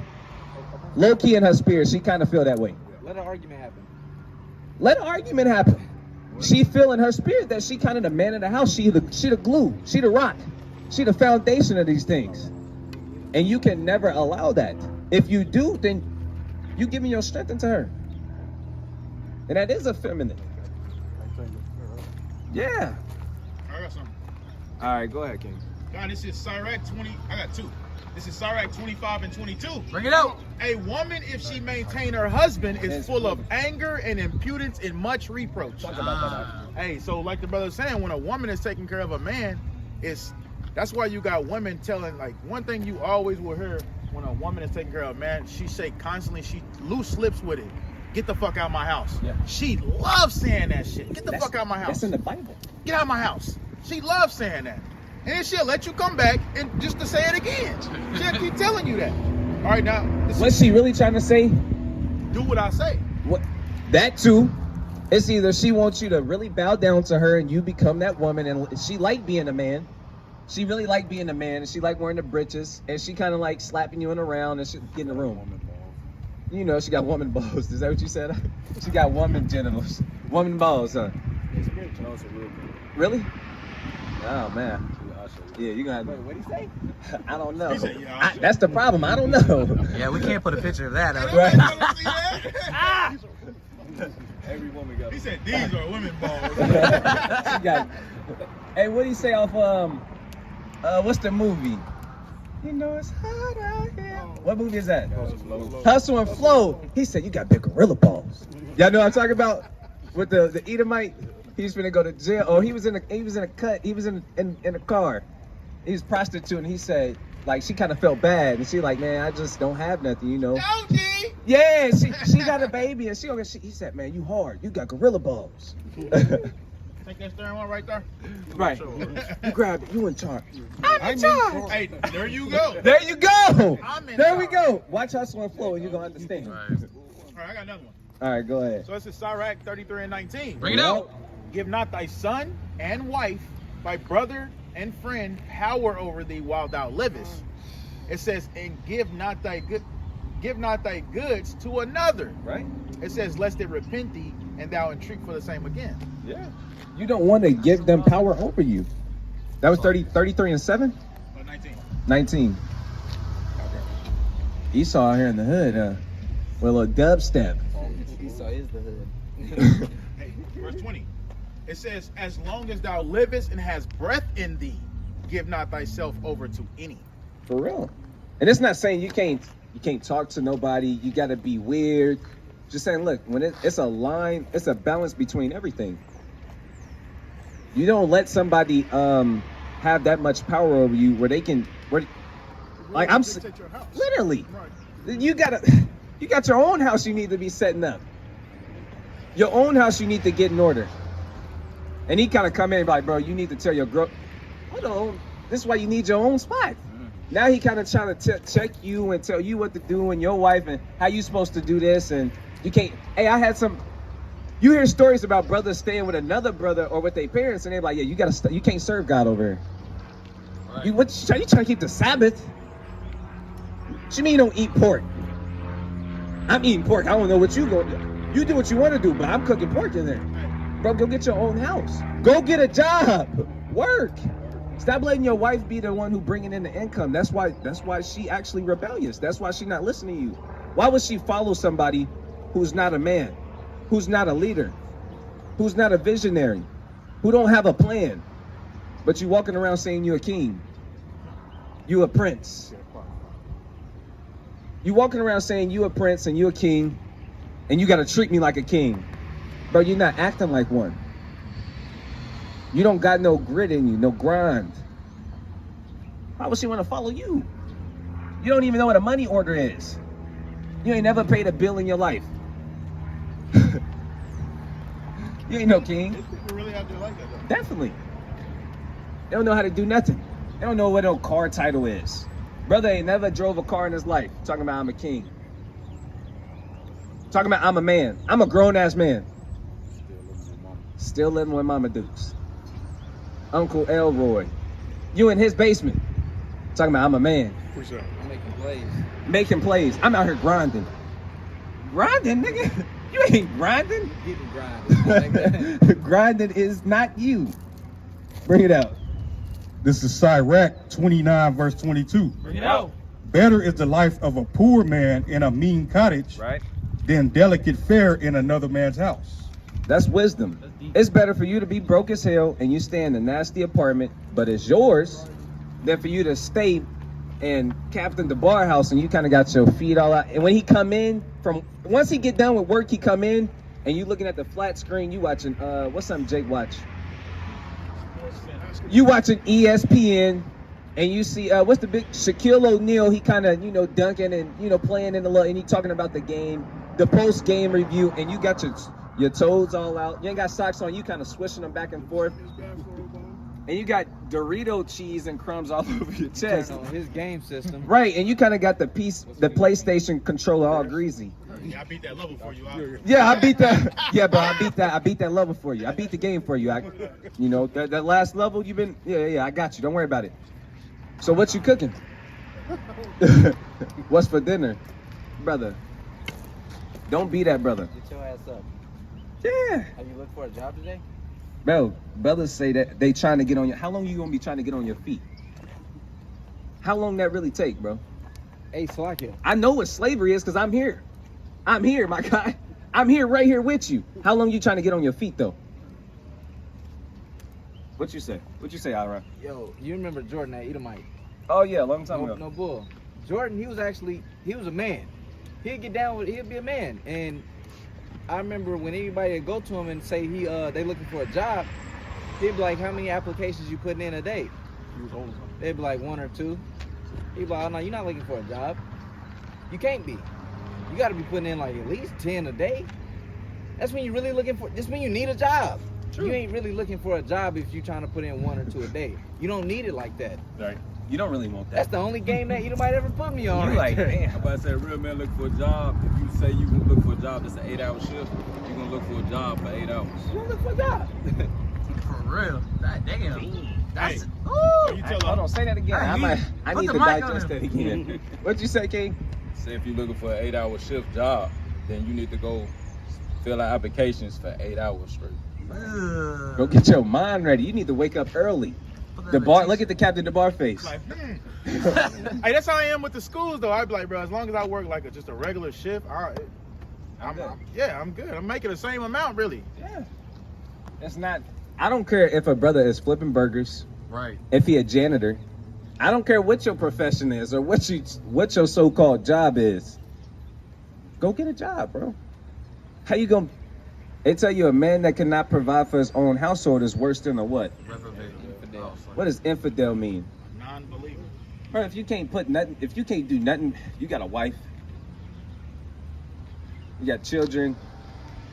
You can't feed them. You kind of asking for handouts. That's the wrong spirit. You don't got enough discretion, wisdom, knowledge, and understanding. Because your kids they gonna grow up and do the same thing you doing because that's what they see. Right? And it's a whole lot of folly, especially when you're not in the truth. And your best grind or grit is getting over on the next person. Your brother. On your brother. Too much idle time. That's your come up right there, plotting on your brother. You waiting for the perfect come up and only made $200 off of it, brother. And how long it take you to get that $200? A month, bro. Go get a job, get you some consistent income, bro. Stop. It ain't no way around it. You in captivity. Even when we wasn't in captivity, our forefathers worked and had jobs. And you like, I gotta find the right job for me, nigga. You a slave. Go work. Right. This job just don't suit me. All of it's slavery. Right, bro, we in slavery. You got the game you gotta play the game. This is a part of the game. So like, yeah, I'm long-winded. I had this you got a preset? I got a few. I got a few too. I got a few too. All right, we'll just go. Let's get one. Okay, Kai. This is Proverbs chapter 22 and verse 29. Bring it out. It says, seeing though a man diligent in his business. Right. A man is supposed to be diligent in his business. He's supposed to be always business minded, trying to get, you know what I'm saying, always Make moves. Make moves. Always stand. That's the difference between a man and a woman. A man, he put the moves together. He make them play. Even when it comes to professional sports or just sports in general, you got to be able to make plays. If you can't make plays, we don't need you out there. You got to make plays for your family. You got to be a visionary. That was the point. Con. I know it's a precept in Proverbs where it tell you where there's no vision, the building, do it say decay? The building decayed. Yeah. Ecclesiastes 10. I probably am. Where there's no vision, the people perish. There it is. That's what I said. Yeah. Hey, if you don't got no vision, you're not making no plays. Right. Instead of you going up, you're gonna be right here, and slowly you're gonna be declining. You're gonna be falling off. So you gotta have that vision. You gotta be constantly moving. Right. You gotta be preparing. That applies to your house. That applies to everything that you do. Exactly. You gotta have a vision, you know, even more with the truth. That's off tops. Right. Yeah, we in captivity, bro, but we not going outside like that. Our forefathers didn't go outside like that. I see one of my forefathers got ran up on by like 500 Edomite soldiers, guess what he did? He tried to smoke himself, stabbed himself with a sword. They got closer, he jumped off the ledge. He hit the ground, boom. Oh, he got up. He still got a nasty, he tried to kill himself, but he missed. This is 2 Maccabees chapter 14. He missed a little bit, so he didn't kill himself. So he tried to kill himself again. That didn't work. He climbed up a steep rock. The gas wound that he had, he reached in there and threw his bowels and organs at the Edomites and went out like that. We don't go outside. Like a man. Like a man. It ain't toxic masculinity. Bro, we die fighting. And you talking about I'm a soldier. For who? He don't go do the work. The pom-poms, bro, if you don't go do the work and you talking about I'm a man and all of this, bro, you got brothers who actually getting shot at by teaching the word. Right. And you got your legs up, like I say, and you twiddling your toes and Dorito crumbs kind of, and you talking about, I'm thirsty. Facebook prophet. Facebook prophet. Man. He always got something to say too in the comments. Well, you should have put out this precept. Okay, King, well, I got you on that. I hear you. That probably was a good precept, but when you gonna do the work? You know all the precepts, why you don't go pull them? You know every precept, all the right precepts. Why you don't go out and teach? Perfect excuse is gonna be, I ain't ready. Nigga. Get out of here, man. Bro, when are you ever gonna be ready? Right. But you ready to scrutinize. Right. Brothers got different spirits. Sorry, Zion, you had a precept, right? I had one and I kind of passed it now, huh? So like, Yeah, I'll say the ones I got. all right. They're one chapter apart. So this is Ecclesiastes 22:1. Bring it out. It says, a slothful man is compared to a filthy stone, and every one will hiss him out to his disgrace. Verse 2, a slothful man is compared to the filth of a dunghill.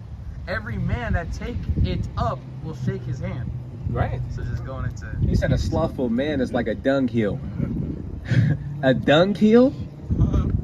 A dunghill? That's very disgraceful. You got a big pile of feces. What Jake say? You ain't shit. You ain't Bro, that's what when the wife is working, you know, your woman working and you not, she say, you ain't shit. She literally say, you nothing ass nigga. You ain't shit. And that was a slothful She low-key man, accurate. Right? Yeah. So a slothful man is like a filthy stone. So if you go pick up a filthy stone, it's gonna get on you. Yeah. You're gonna be filthy. You're That's gonna be the lazy. point of it. Yeah. Like you said, everybody that shake his hand, that Yeah. means it's gonna rub off on you. rub You're off gonna on be you. lazy like him. Right. Let's just chill today. Right. Look, brother. You chilled all week. When we gonna get started? Right. You're right. You should just chill, bro. You know what? Let's get on 2K. That's kind of, yeah, let's just, you know. Huh. Y'all trying to play Madden? Man, y'all should see my character on Madden. He got a 99 overall. That nigga work on the game. Right. Oh, man. You look at that nigga GTA account and he a billionaire. Brother. Metaverse. In real, bro, you got all this money on Grand Theft Auto, but you ain't got all your real money going to Grand Theft Auto, to the metaverse. That's a real thing. Brother, I know, that's why we talk up here. We talk about we have fun, we joke, but it be real though. It be real though. Every dime to go get like this little card, PlayStation Plus card. And he go put it straight on put all his GTA, money on there, like, so he can go flex on the game. He be like, yeah, I own these apartments over here. You got nothing in your room. You and me. Oh, this is me. You know, then he turned the game off. Right. I brought some bread. Man, I brought some jelly. look at my Gucci belt. Right.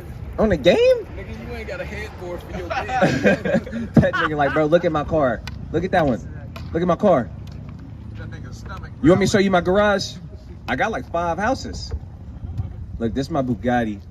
I call this one Batman. Right. It's all black. Oh, Look at that. That's clean, ain't it? You wish you had that, huh? Yeah. That's what kind of time brothers be on, though. All right, let me get this. I don't know where I'm going to go after this. Brother's going to have to get in the spirit. Go ahead. It's the book of Tyrek, chapter 9, verse 2. Bring it out. Give not thy soul unto a woman to set her foot upon thy substance. Look, don't give your soul unto a woman. Your mind. Your everything, your substance. She gonna set, what you think she gonna do? She gonna crown herself as queen real quick. She gonna step all over that. I ain't saying she a gold digger. She ain't messing with no broke nigga. I'm dead. All right, he called precept first. We're gonna get back to the one after that. Okay. This is First Ezra, chapter 4, and verse 12. Bring it out. O ye men, how should not the king? So like it, hold on, let me find it. Yeah, you want this down here. Or you gonna start at the very top of that one part? 26. Somewhere over there. Yeah. First Ezra 4 and 26. Bring it out. Ye men, there be that have run out of their wits for women. What does that mean? It's a lot of men out here that run out of their wits for a woman. Lose their mind trying to please a woman. Hey, it's really not. If the Most High God not enough, and me like teaching you the Bible and the law, statutes, commandments, and doing things that a man's, you want me to go grab the star? No, not that one, babe. I want that one. What? Hold on. But I kind of want 3 of them so I can do something weird with them. I can make a necklace out of it. Right. Come on. I want the sun, moon, and Well, Gerald gave his wife 3. For real. That's really what time it is. That's really accurate. Well, I seen Gerald, and your wife all on YouTube, and she watching the fantasy relationships. What's those called? Reality Vlogs? Vlogs. You know what I'm talking about? Or bullshit. Reality TV. They might be reality, and you know they've set up a camera, and they both sitting on the couch, and he like, man, I just love my wife so much, and oh man, she just perfect. Oh, podcast? Like she just, man, she deserves, babe. So I got a surprise for you, and you hear the doorbell, Right. and it's a, you know, like, bro, why you recording your whole life and things that you doing like for your wife, and your wife sitting there really watching like,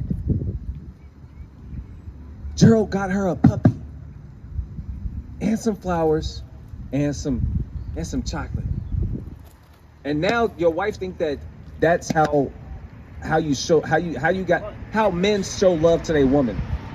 That's not how we show love. When did God say you got to go get the little puppy and the roses and and a box of heart chocolates for Valentine's Day to show your wife that you appreciate and you love her? What scripture is that? Y'all seen that scripture? That know what scripture I'm talking about? I heard something else though. What you hear? I heard that they were saying how Cardi B said if your man give you roses, go give him some grass. Like that ain't good enough. Damn. Times have changed. What is good enough? What is good enough? Right. That's what I'm saying. What is good enough? That's our point. What's good enough? You're going to run out of your wits trying to please her. You can have Put that woman first. Right, put that woman first. Hell They no. wild. Wild. Hell no. He said finding numbers in her purse. You better put that woman first. Oh my When goodness. a woman's fed up. Look, am I saying don't love your wife? Ah, That's not what I'm teaching up here. care for her. Brothers gotta love they what? Love going into making sure she don't get destroyed by these different demons and principalities and powers. Make sure her mind don't get corrupted by the things we just spoke about. That's love. You actually, your wife going through something, and you literally help her through it. You actually being the head and teaching her through it. What a righteous value. I got one. I got love. I got one for the Bring Zion, call one first. Is that okay? I got something going over the vlogs when y'all done. All right, Con, go ahead. You call the precept first. I got like, all right. So it says, this is through the spirit because chapter 22 is This brother bad. been reading Tyrek. This is Tyrek chapter 22 verse 4. Bring it out. It says, a wise daughter shall bring an inheritance to her husband. Whoa, that's in the Bible? A wise daughter will bring an inheritance to her husband. You into his household now. Hey, that's valuable. That's precious. It tell you in Proverbs that a woman is supposed to be like a ruby. She's supposed to be like a diamond. And bring that to her husband. And what does that do to the household and to that man? It magnifies that. It magnifies what he already had. That's how it's supposed to be. Kind. I was gonna say the value of a woman, especially an Israelite woman, is to bring value to her husband, to bring value to her home. Why do you think to keep her husband? Literally. To keep her husband. Literally. You know what I'm saying? That's why do you think back in the olden days they were so adamant about having a kid for their husband, because that adds back to that man. Con. Captain the Bard, you have one, right? You want to pull yours out, or you want Yada to get his? Yeah, I got it. This is Revelation 3:19, and this is going into love. Okay. Revelation 3:19. This is Yahweh red letter. As many as I love, I rebuke and chasten. Be zealous, therefore, and repent. Hey, if you never rebuke your wife, you going off. You going off.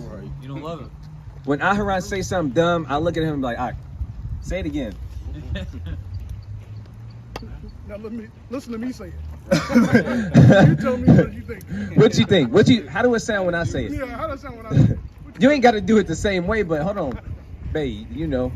Women, they might not have as many. They don't have the luxuries all the time to have this many brothers to talk to and joke around with. So they kind of express those things to their head. Sometimes I know brothers be in that situation where their wife just talking their ear off. If you don't have that problem, I'll pray to the Most High God, man. That's a blessing. But if you do have that problem, sometimes you hear her say something, you like, Right. I wasn't really listening, but hold on. Yeah, not dead ass. I'll be on the game, my wife be in the background talking, and I'll be like, what? Like, you said something that just caught me. I'm like, that didn't make sense. What you talking about? That didn't make sense. What are we talking about? Yada, it's on you. Let's go with Zion. This is Proverbs 19 and 13. Bring it out. A foolish son is the calamity of his father, and the contentions of a wife are continued dropping. Verse 14. House and riches are the inheritance of fathers, and a prudent wife is from the Lord. That's on that. Beautiful. Okay.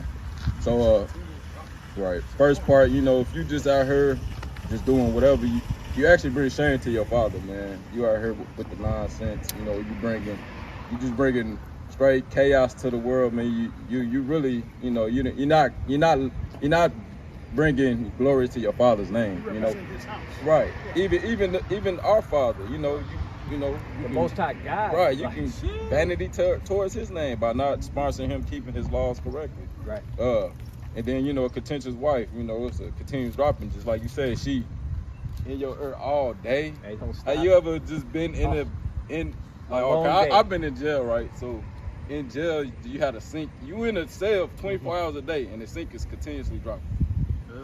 Say if that's the only thing you hearing though. Like, Just think about how irritating that is, bro. Like, come on, man. That'd drive you crazy. That's actually a torture tactic. Torture tactic. Right. Torture tactic. Why was I putting that extra R in there? Torture tactic. So just think if your wife is doing that to you all day. I got a perfect precept. Before you finish, let me finish the second part. And then it says, house and riches are an inheritance of the father. So I'm going to touch on the second part. And a proven wife is from the Lord. A virtuous wife, a good wife, is from the Most High. We speak, we're kind of talking on the aspect of the negative part of a woman. But a good woman, she should be a beautiful thing to you and your household because she's from the Most High. Yeah. The scriptures say she adds life to her husband. Right. Nigga. It make you want to stay alive. It says, don't it say double his days? Yes. Right.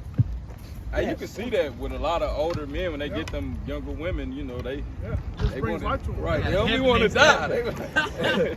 His hip feel Another better. 10 years, didn't he? His hips feel better. He moving and grooving. Right, he moving and grooving. He pull up in that little You couldn't walk Cadillac. last year, now you dancing. Nigga two-step. Baby, young gal. Young guy. Baby! I'm dead. Zion, it's on you. Can you read that first scripture? The God. one. Oh, I'm back to the Rather than drop verse it. Ezra. Proverbs 19 and 13. Bring it out. A foolish son is the calamity of his father, and a contentions of a wife are a continual dropping. Right. Okay. And then this is Tyrek chapter 22, verse. I'll start 4 again. It says, "A wise daughter shall bring an inheritance to her husband, but she that liveth dishonestly is her father's heaviness. She that is bold dishonoreth both her husband, her father, and her husband. But they both shall despise her." So when a woman is bold and have that masculinity spirit on them, and especially if she does that in public or around family, she puts shame on her husband and her father. Just as a son can put shame on his father too, so can a daughter. Yeah, a lot of women overlook when we be like being submission. they think it's just like shut up, but it's not Right. even that. It's in the household. If I got order, don't challenge my order. That's all that's going into. It's not shut the fuck up, don't talk. No, it's I'm the head. Don't challenge what the order that I put in her, especially if it's fruitful. It's not hurting her. Right. It's literally set up for a reason. Well, hold on. I don't think. So you just want me to not say nothing? I just gotta be mute. Right. That's what they take it as. I just can't say nothing. I just gotta be dumb. And now she walking around the house closing doors, not saying Right. slamming doors. Right. Now she. Throwing books on the floor. It says, And then you say, "What's wrong?" Nothing. What? Go ahead. Zion. the key word is she that is bold dishonoreth both her father and her husband, but they both shall despise her. It said, it used the word bold. It says she that is bold. Yeah. So, What the opposite of a woman is supposed to be. Right. She ain't supposed to be in the That's forefront. what Paul rebuked that lady that was following her. She was like, "These are the Lord, the prophets yeah, of the the prophets Lord." Of the Lord. And he rebuked her Yeah. because that's not how a woman's attitude is supposed to be. You ain't supposed to be outspoken. Glamorous. Yeah, she clamorous. For some reason, she's stronger than a man now. Right.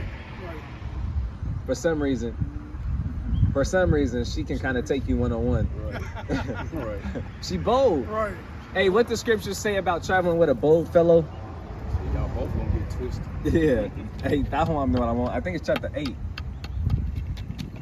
Like the early, it might be 15. Was you at 15? I think it's 8 though. Okay, kind. This is Tyrek 8 verse 15. Travel not by the way with the bold fellow, lest he become grievous unto thee. Hey, a bold fellow will become grievous. Come on. For he will do according to his own will. He won't listen to nothing nobody has to say. And we kind of putting the woman in this position of that bold person who becomes grievous and they won't listen to nothing you say. Come on. And thou shalt perish with him through his folly. And she's so bold, you're gonna get us killed. If we do it your way, we're gonna die. We're not gonna make it to the kingdom of heaven. If we do it your way, but if we do it this way, we're gonna be all right. I know you kind of feel like it's a better way, but whenever women kind of feel like it's a better way, what that is like, you feel like you can do it better than God. I'm not telling you what I think is right and how I feel. The things that I set up is what God set up. So when you got a better idea and a better way, it's not so much me, and you don't want to listen to me, and you think you got a better way than me, you think you got a better way than what the Most High God set up. That's the difference. Come on. This is Tyrek 24 verse 20. As the climbing up a sandy way is to the feet of the aged, so is a wife full of words to a quiet man. You gotta imagine an old man, he in the desert somewhere, and it's all sandy, and he trying to get up the damn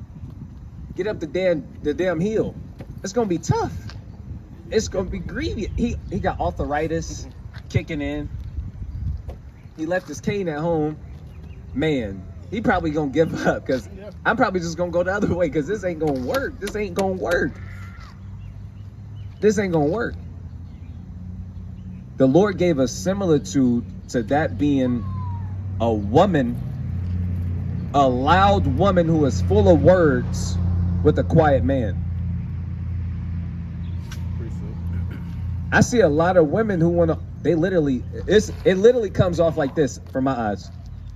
I don't argue with women. I really don't. Especially now my wife. What I'm going to argue with you for?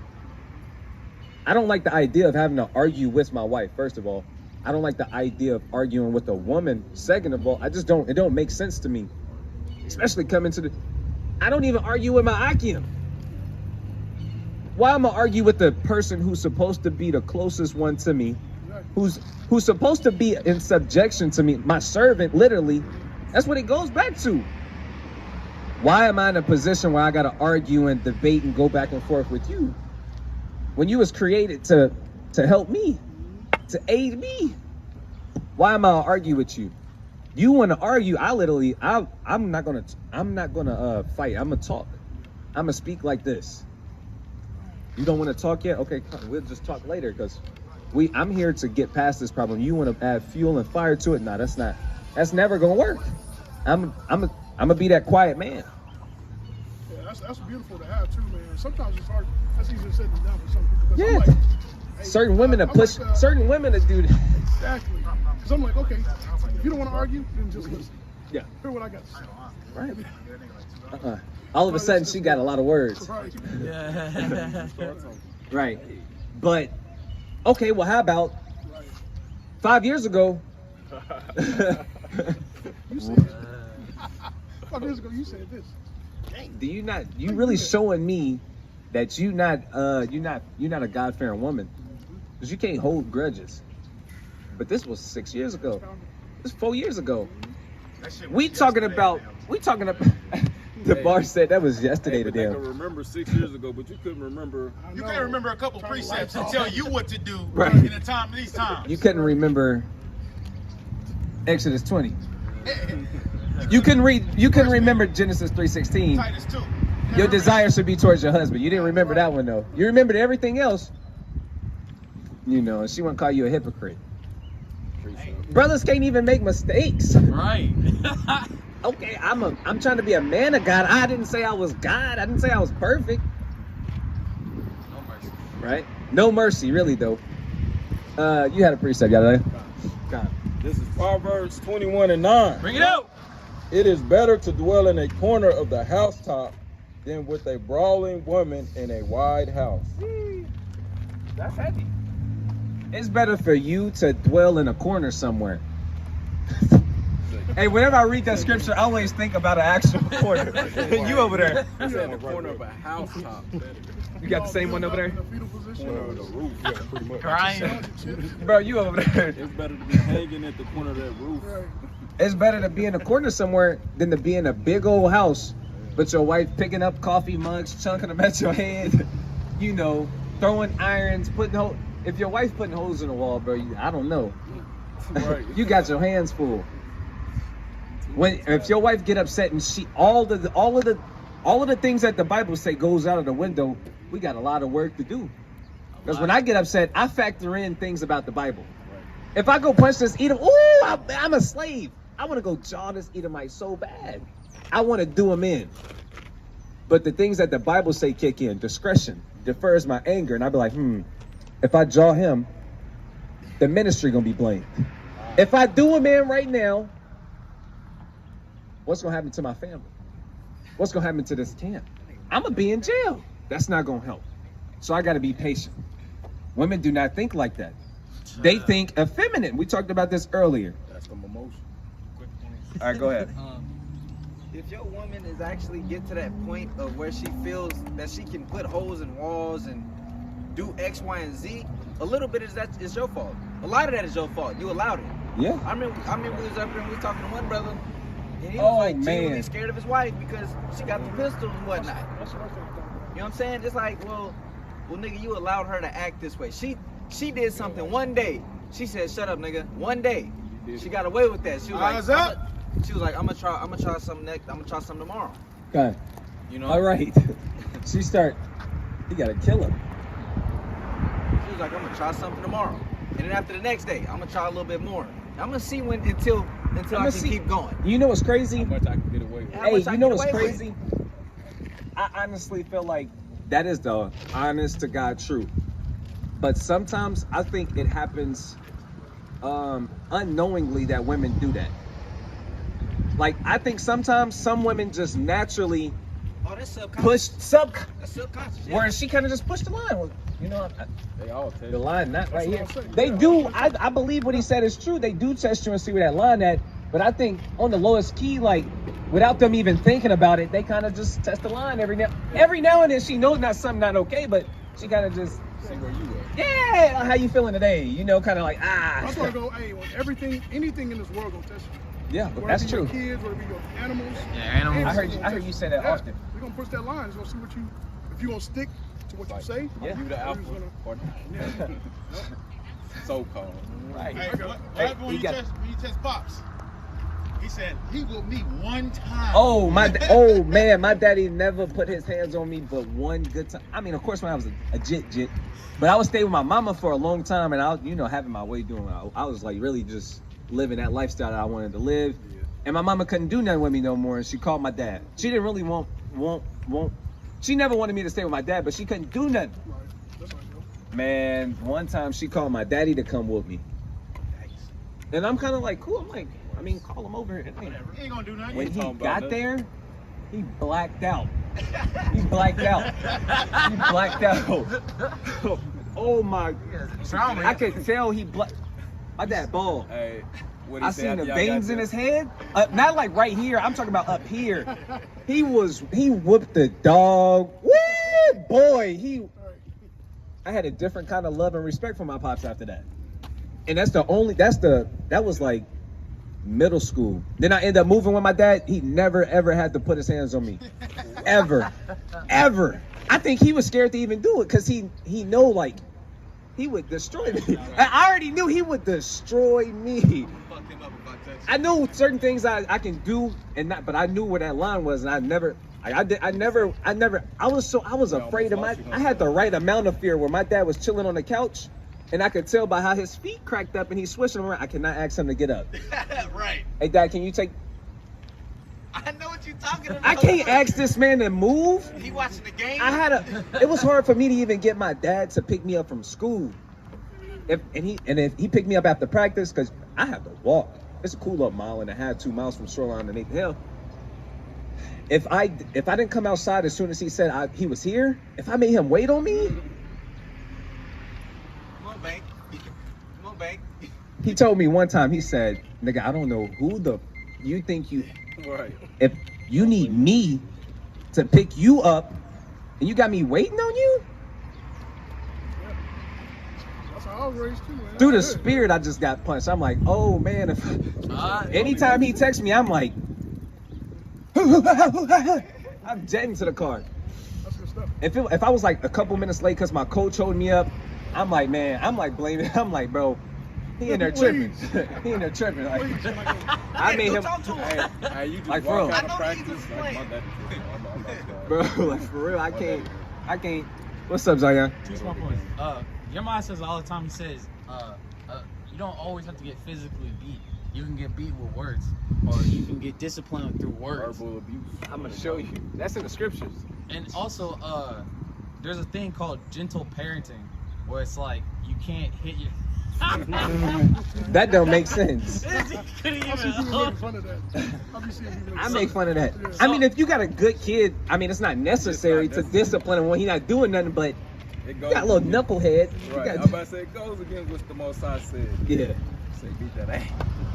I was like, some kids really can't just learn from gentle. It won't. It's like, for instance, you said that you did whatever you want. Mm-hmm. And my mom was telling me to do something, I didn't care because there's no. Yeah, it's not prevalent. I mean, I get to it. Don't get me wrong. I make my way over there when I make my way over there.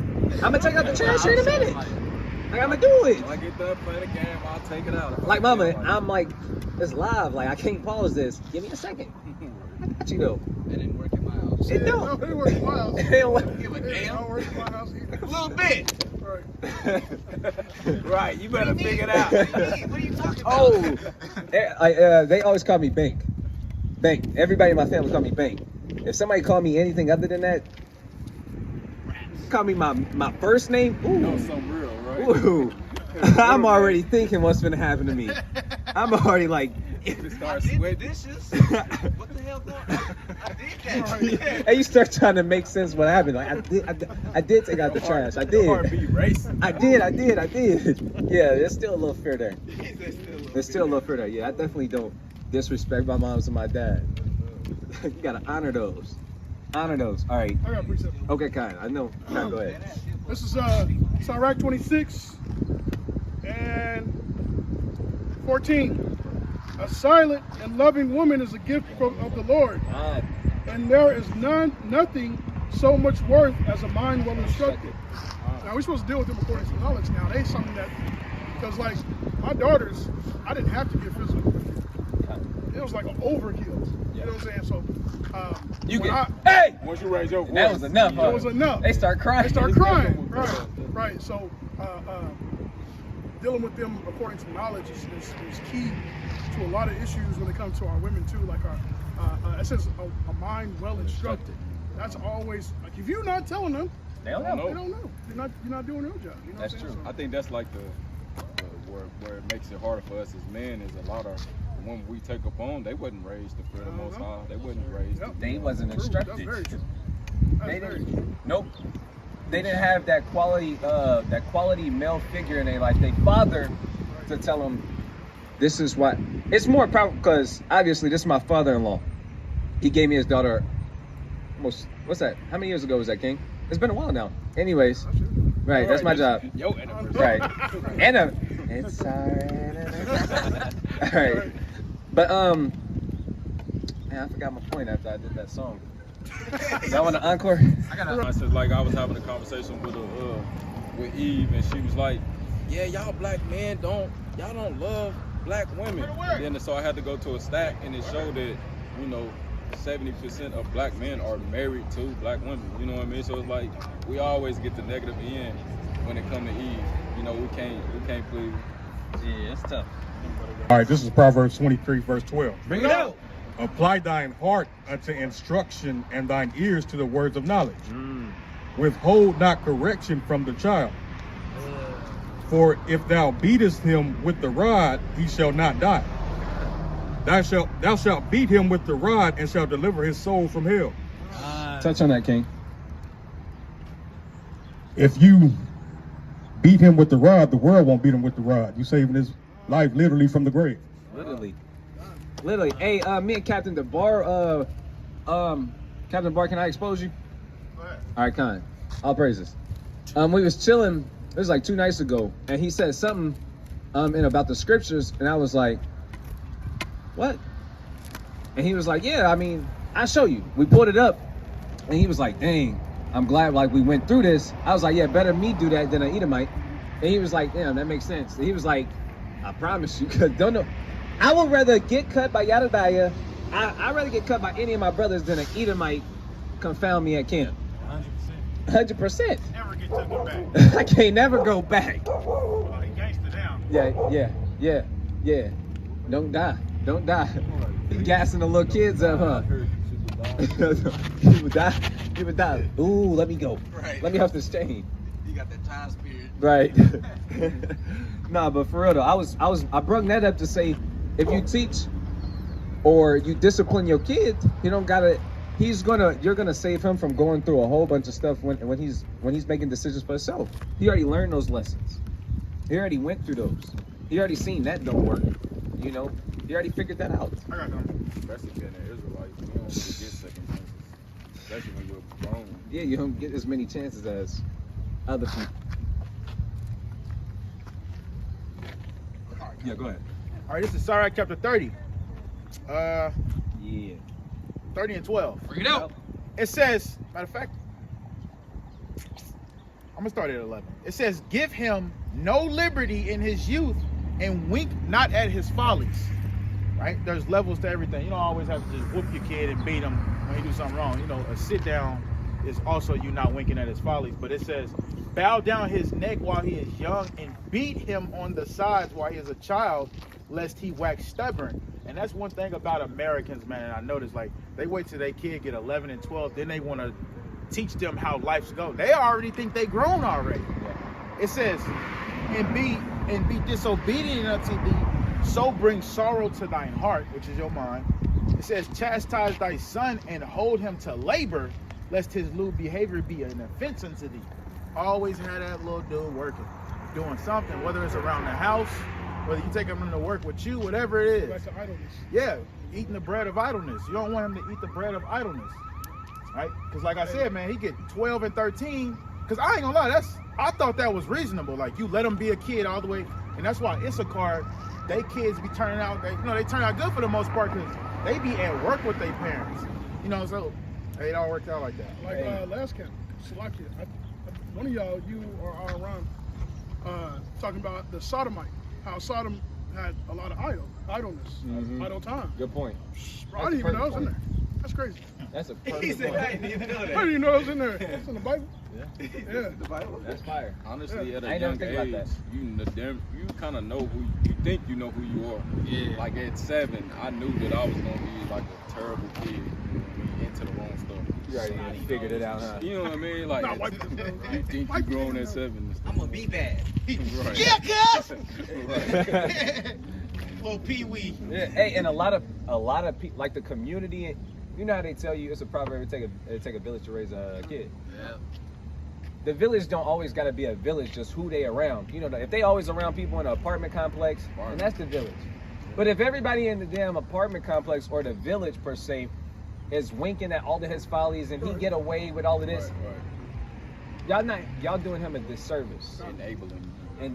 You're doing more harm. Like, and they laughing at the little kid saying, "Fuck you, hoe," and all of this, and you laughing and recording it. We had neighbors spanking us. Literally. Neighbors. I was like, my grandma was neighbor. I'm like, how you gonna let her whoop me? Yeah. You can't whoop me. And send you back home. Yeah. Right, I'm like, send you back home. I'm gonna tell my grandma. Matter of fact, Tell I'm him gonna walk Rhonda you did. down there. tell him Miss Rhonda next door did it. Whoop you again for saying you can't Saying you Right. right. never mind, I ain't gonna say Now, that. no times I ain't will gonna say definitely that. change. Because And now, you really deserve this. Yeah. let you whoop somebody's kid. Oh, it's a lawsuit. Yeah, it's over. Yeah, now they want to spin the block with pistols. Right. When he was nigga knocking on my door. Breaking into my house. He was breaking. He literally climbed in my house through the window. Right, he was making a sandwich when I walked through the door. Let me read this. This is Tyrek chapter 42 and verse 1. Bring it out. Of these things, be not thou ashamed. So it's going to go over things that you should not be ashamed to do.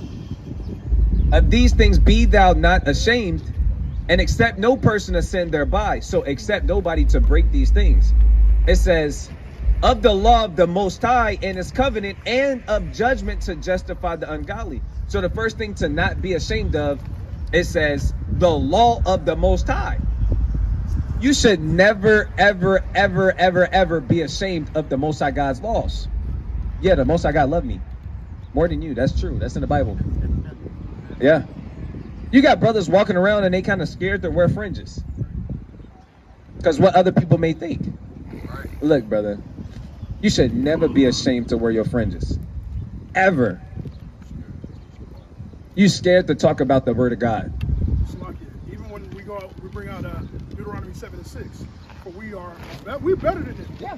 But they were like, I've heard somebody say, I think they was talking to Shikari Camp, in New York, I think.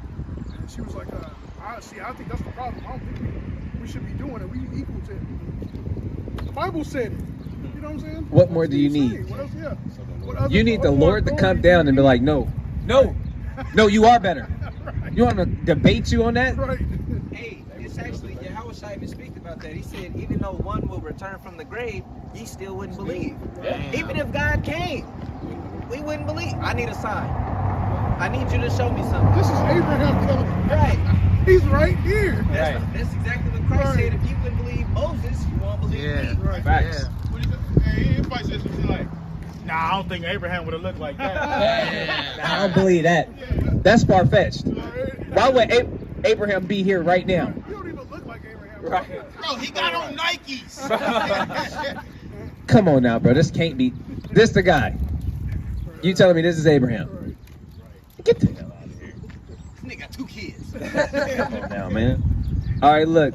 Well, I kind of want to read through this. I was gonna go to a particular verse, but it's kind of good. Bring it out. Kind. Hey, can you read it for me? I just read verse 1.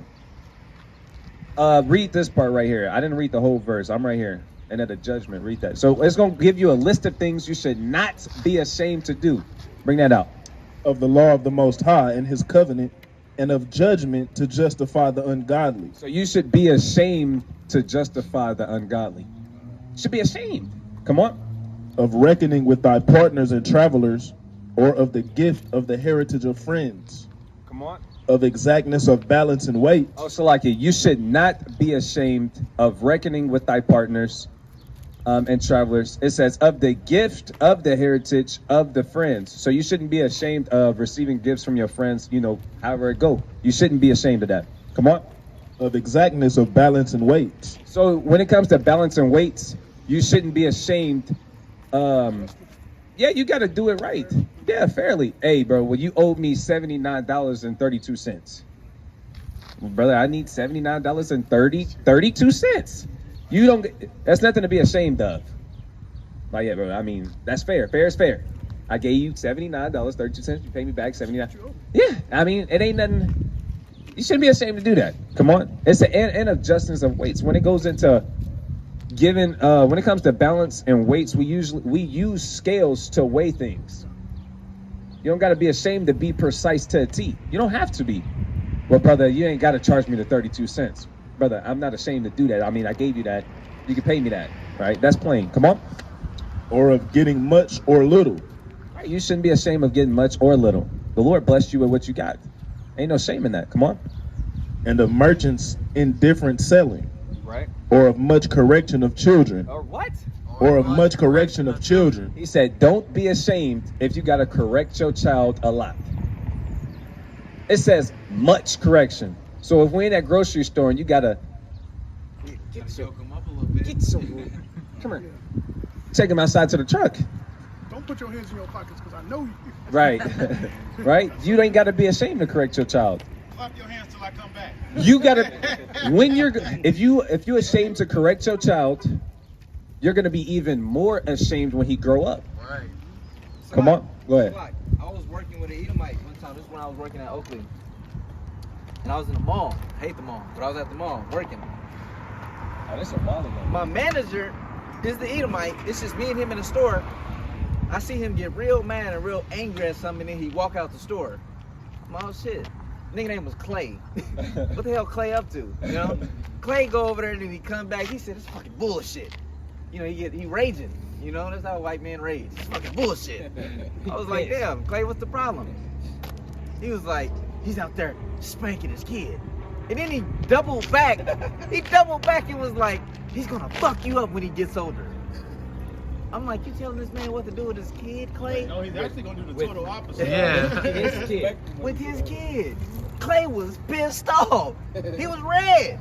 I'll punch on Clay. Clay probably ain't never had a whoop in his life. Clay don't know what's going on. Clay got the range on like that. Actually, if you don't spank him, he is gonna beat you up when he get older. He gonna step all over you. Right. Shut up, Dad. I'm down. Mom, if you don't shut the hell up, I said I'll take out the trash when I feel like it. Dr. Phil slapping your mom and shit. Y'all seen that? I think Little so. Edom might slap his mom on Dr. Phil. Yeah, I seen that. Bad baby got rich off being disrespectful. Yeah, Really? he got rich. Bad baby got no. It's a female named Bad Baby, and she blew up off Dr. Phil. Bad Barbie. She told her mama she can catch her outside or something. Yeah, whatever. Hey, did she tell her mama that? Yeah, catch me outside. How about that? Yeah. She No, I think said, she was talking to Dr. Phil. Like a couple years oh, ago. she might have been. Either way, she's disrespectful. Yeah, Yeah, bro, she like almost a fucking billionaire out there. probably. She copyrighted that saying, "Catch me outside." How about that?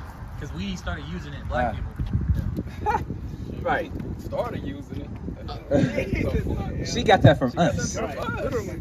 Catch me outside. She got that from Keisha. Literally got it What from is that scripture? every word. Said it great day. Ecclesiastes Yeah, 10, folly is. Folly is being honored, man. What is it, Zion? Ecclesiastes 10:6. Okay, 7. that sounds about right. All right, let's keep reading. Let's see some more things that you should not be ashamed of. Come on. And to make the side of an evil servant to bleed. If you got an evil and wicked servant, don't be ashamed to handle up. Handle up. Be a man about it.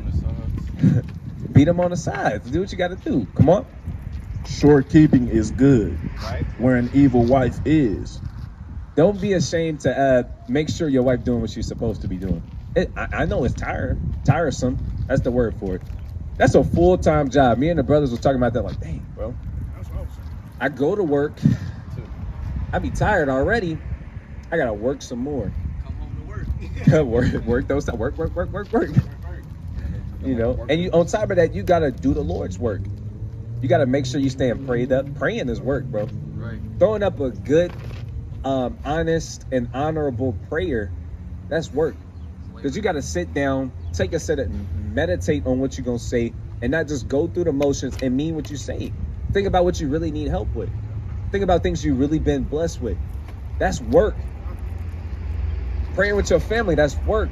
Teaching your family, even if they not going off and doing things that you don't like, teaching them and keeping up with, feeding them the spiritual meals is work. Feeding them the physical meals is work. And you still gotta feed yourself. And you still got to go out to the highways, byways, and feed the people who don't know that they're your people. That's why I like this story. Go ahead. That's why the Bible said, entreat this until faithful men. But Yeah. it takes, I was talking to Who may Captain be about able to this. teach others also. Everything worth having, or everything built up, it takes faithful people. You know what I'm saying? It takes faithful people to build a business, to build a successful home, to build anything successful. Yeah. It takes faithful men. Yeah. Hey, that was what's wrong with they building the temple. They was getting lazy. They wasn't being faithful. Yeah, take a minute. Let's keep reading on that, Bubba Shaw. And Who, me? You heard me? You can hear my thoughts? I see him looking and I'm like, keep going. So like it. And shut up where many hands are. Right? Deliver all things in number and weight. It says deliver all things in what? In number and weight. Right. Do things. You don't gotta be afraid to be a perfectionist. You know. You don't look, bro. You gave me 3. I'm gonna give you 3 on the dot. What's up? You got a book called Numbers. Numbers. And throughout the Torah, you'll see a lot of calculations, a lot of numbers, a lot of people being counted. Even when you go into Chronicles and Solomon's building the temple, you got a lot of weights, you got a lot of shekels, you got a lot of measurements to build the temple. Yeah, you do. And actually, I was reading that thing and I'm like, dang, it takes more to build in this temple than I even imagined. It's real specific. Yeah. Spiritual and physical. And Revelation will tell you to measure it too. And it's Literally. spiritual. Literally. It's heavy. Let's keep reading. And put all in writing that thou givest out or receivest in. So whenever you lend money or receiving money, it's good. Don't be ashamed to be like, I gave Aharon $300 March 3rd, 2019. I always feel bad. But you don't got to though. I ain't got to. You ain't got to. Right. You ain't got to. Cause Jake I forgot. I don't remember that. gonna be like, prove all things. Right. Oh, brother, pull out a preset. Then what? Like, I already paid you on the 3rd. Right. Right. Remember when I helped you get that job? I remember when I used to actually pay people back, I used to take a picture of me handing them the money. I can't Like, take. nigga, this is, I'm dead ass. Don't forget this one. Yeah, I know you be smoking, brother. Here, you know what I'm saying? Now, for real though, you ain't got to be ashamed. Should you have to do that? Is it a law to do that?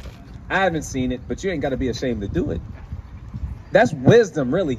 He giving you straight wisdom. It's wise for you to really write it down because you never know what happened. It goes back to the law in a sense because you know you're not supposed to oppress one another in Yeah. buying or selling. Yeah. So it's wisdom behind Yeah, it. It can go back to the law. Yeah. I feel that. So like you need this short? Is this short? So like yeah. Okay, that's got it. You need it right now? This one ain't mine. We can switch. We can switch. This one ain't mine. Tell us a story. We got time. Oh, give us 10 minutes. Yep. That's all we need. Hey, look at this one. 42. All right, we're going to hold you to that.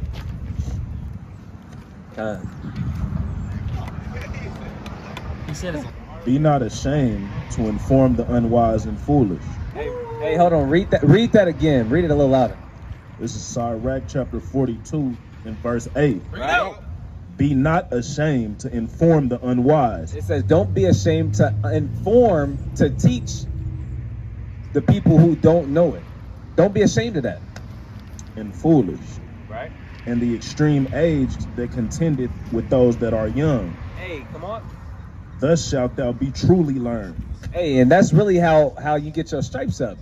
You come out here to the highways and buy people. You know how you get your stripes in the world. You kind of got to go rob somebody. You kind of got to go shoot this man. You got to go do something dumb. You got to go be a crash dumb. You got to crash out to get your stripes. To get your stripes in the Bible, to get your stripes in this truth, you go out here and you teach the Bible, the truth to your people. That's how you get your stripes up. That's how you get your respect up. Really showing love to your people, showing love to the Most High God. He said, don't be ashamed to inform the unwise, and don't be ashamed, even though this brother, how old is you, King? 22. Don't be ashamed, even though you're 22, to kind of got to talk to a 40-year-old man, kind of like he don't know the Bible.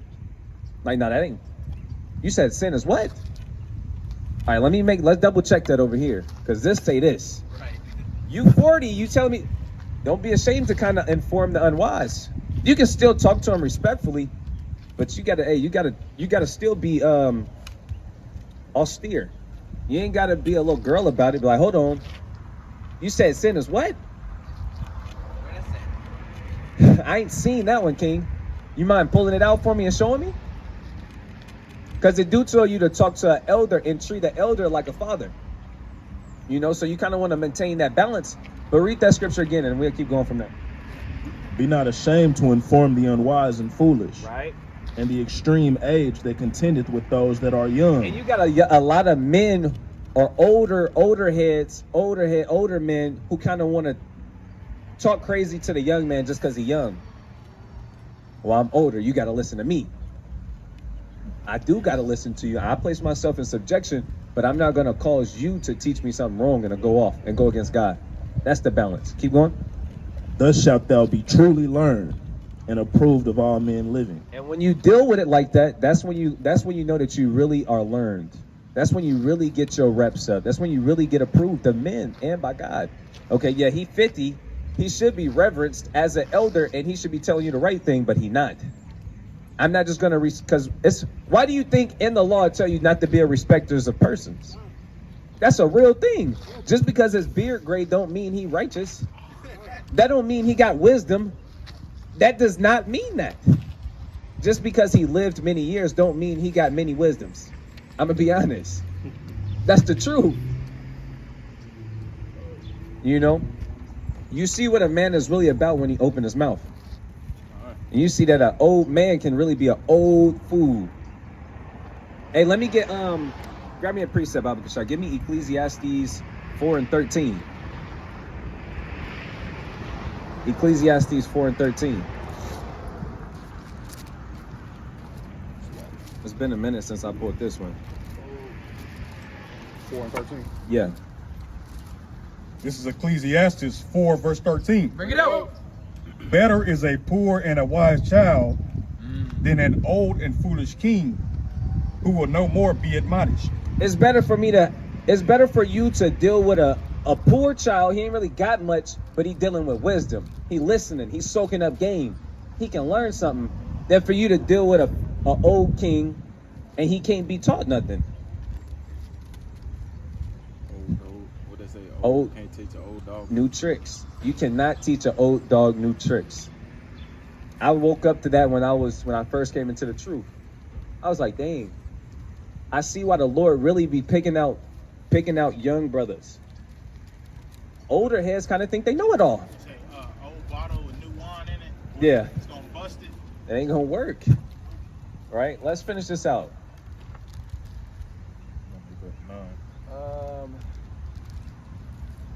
That's it on that one. All right, Khan. You ready, Cap? Khan. All right, and with that, we're going to give all praises, honor, and glory to the Most High God, Yahweh, Bahashem, Hamashiach, Yahweh Shah. And I'm going to pass it to the next powerful speaker. Khan.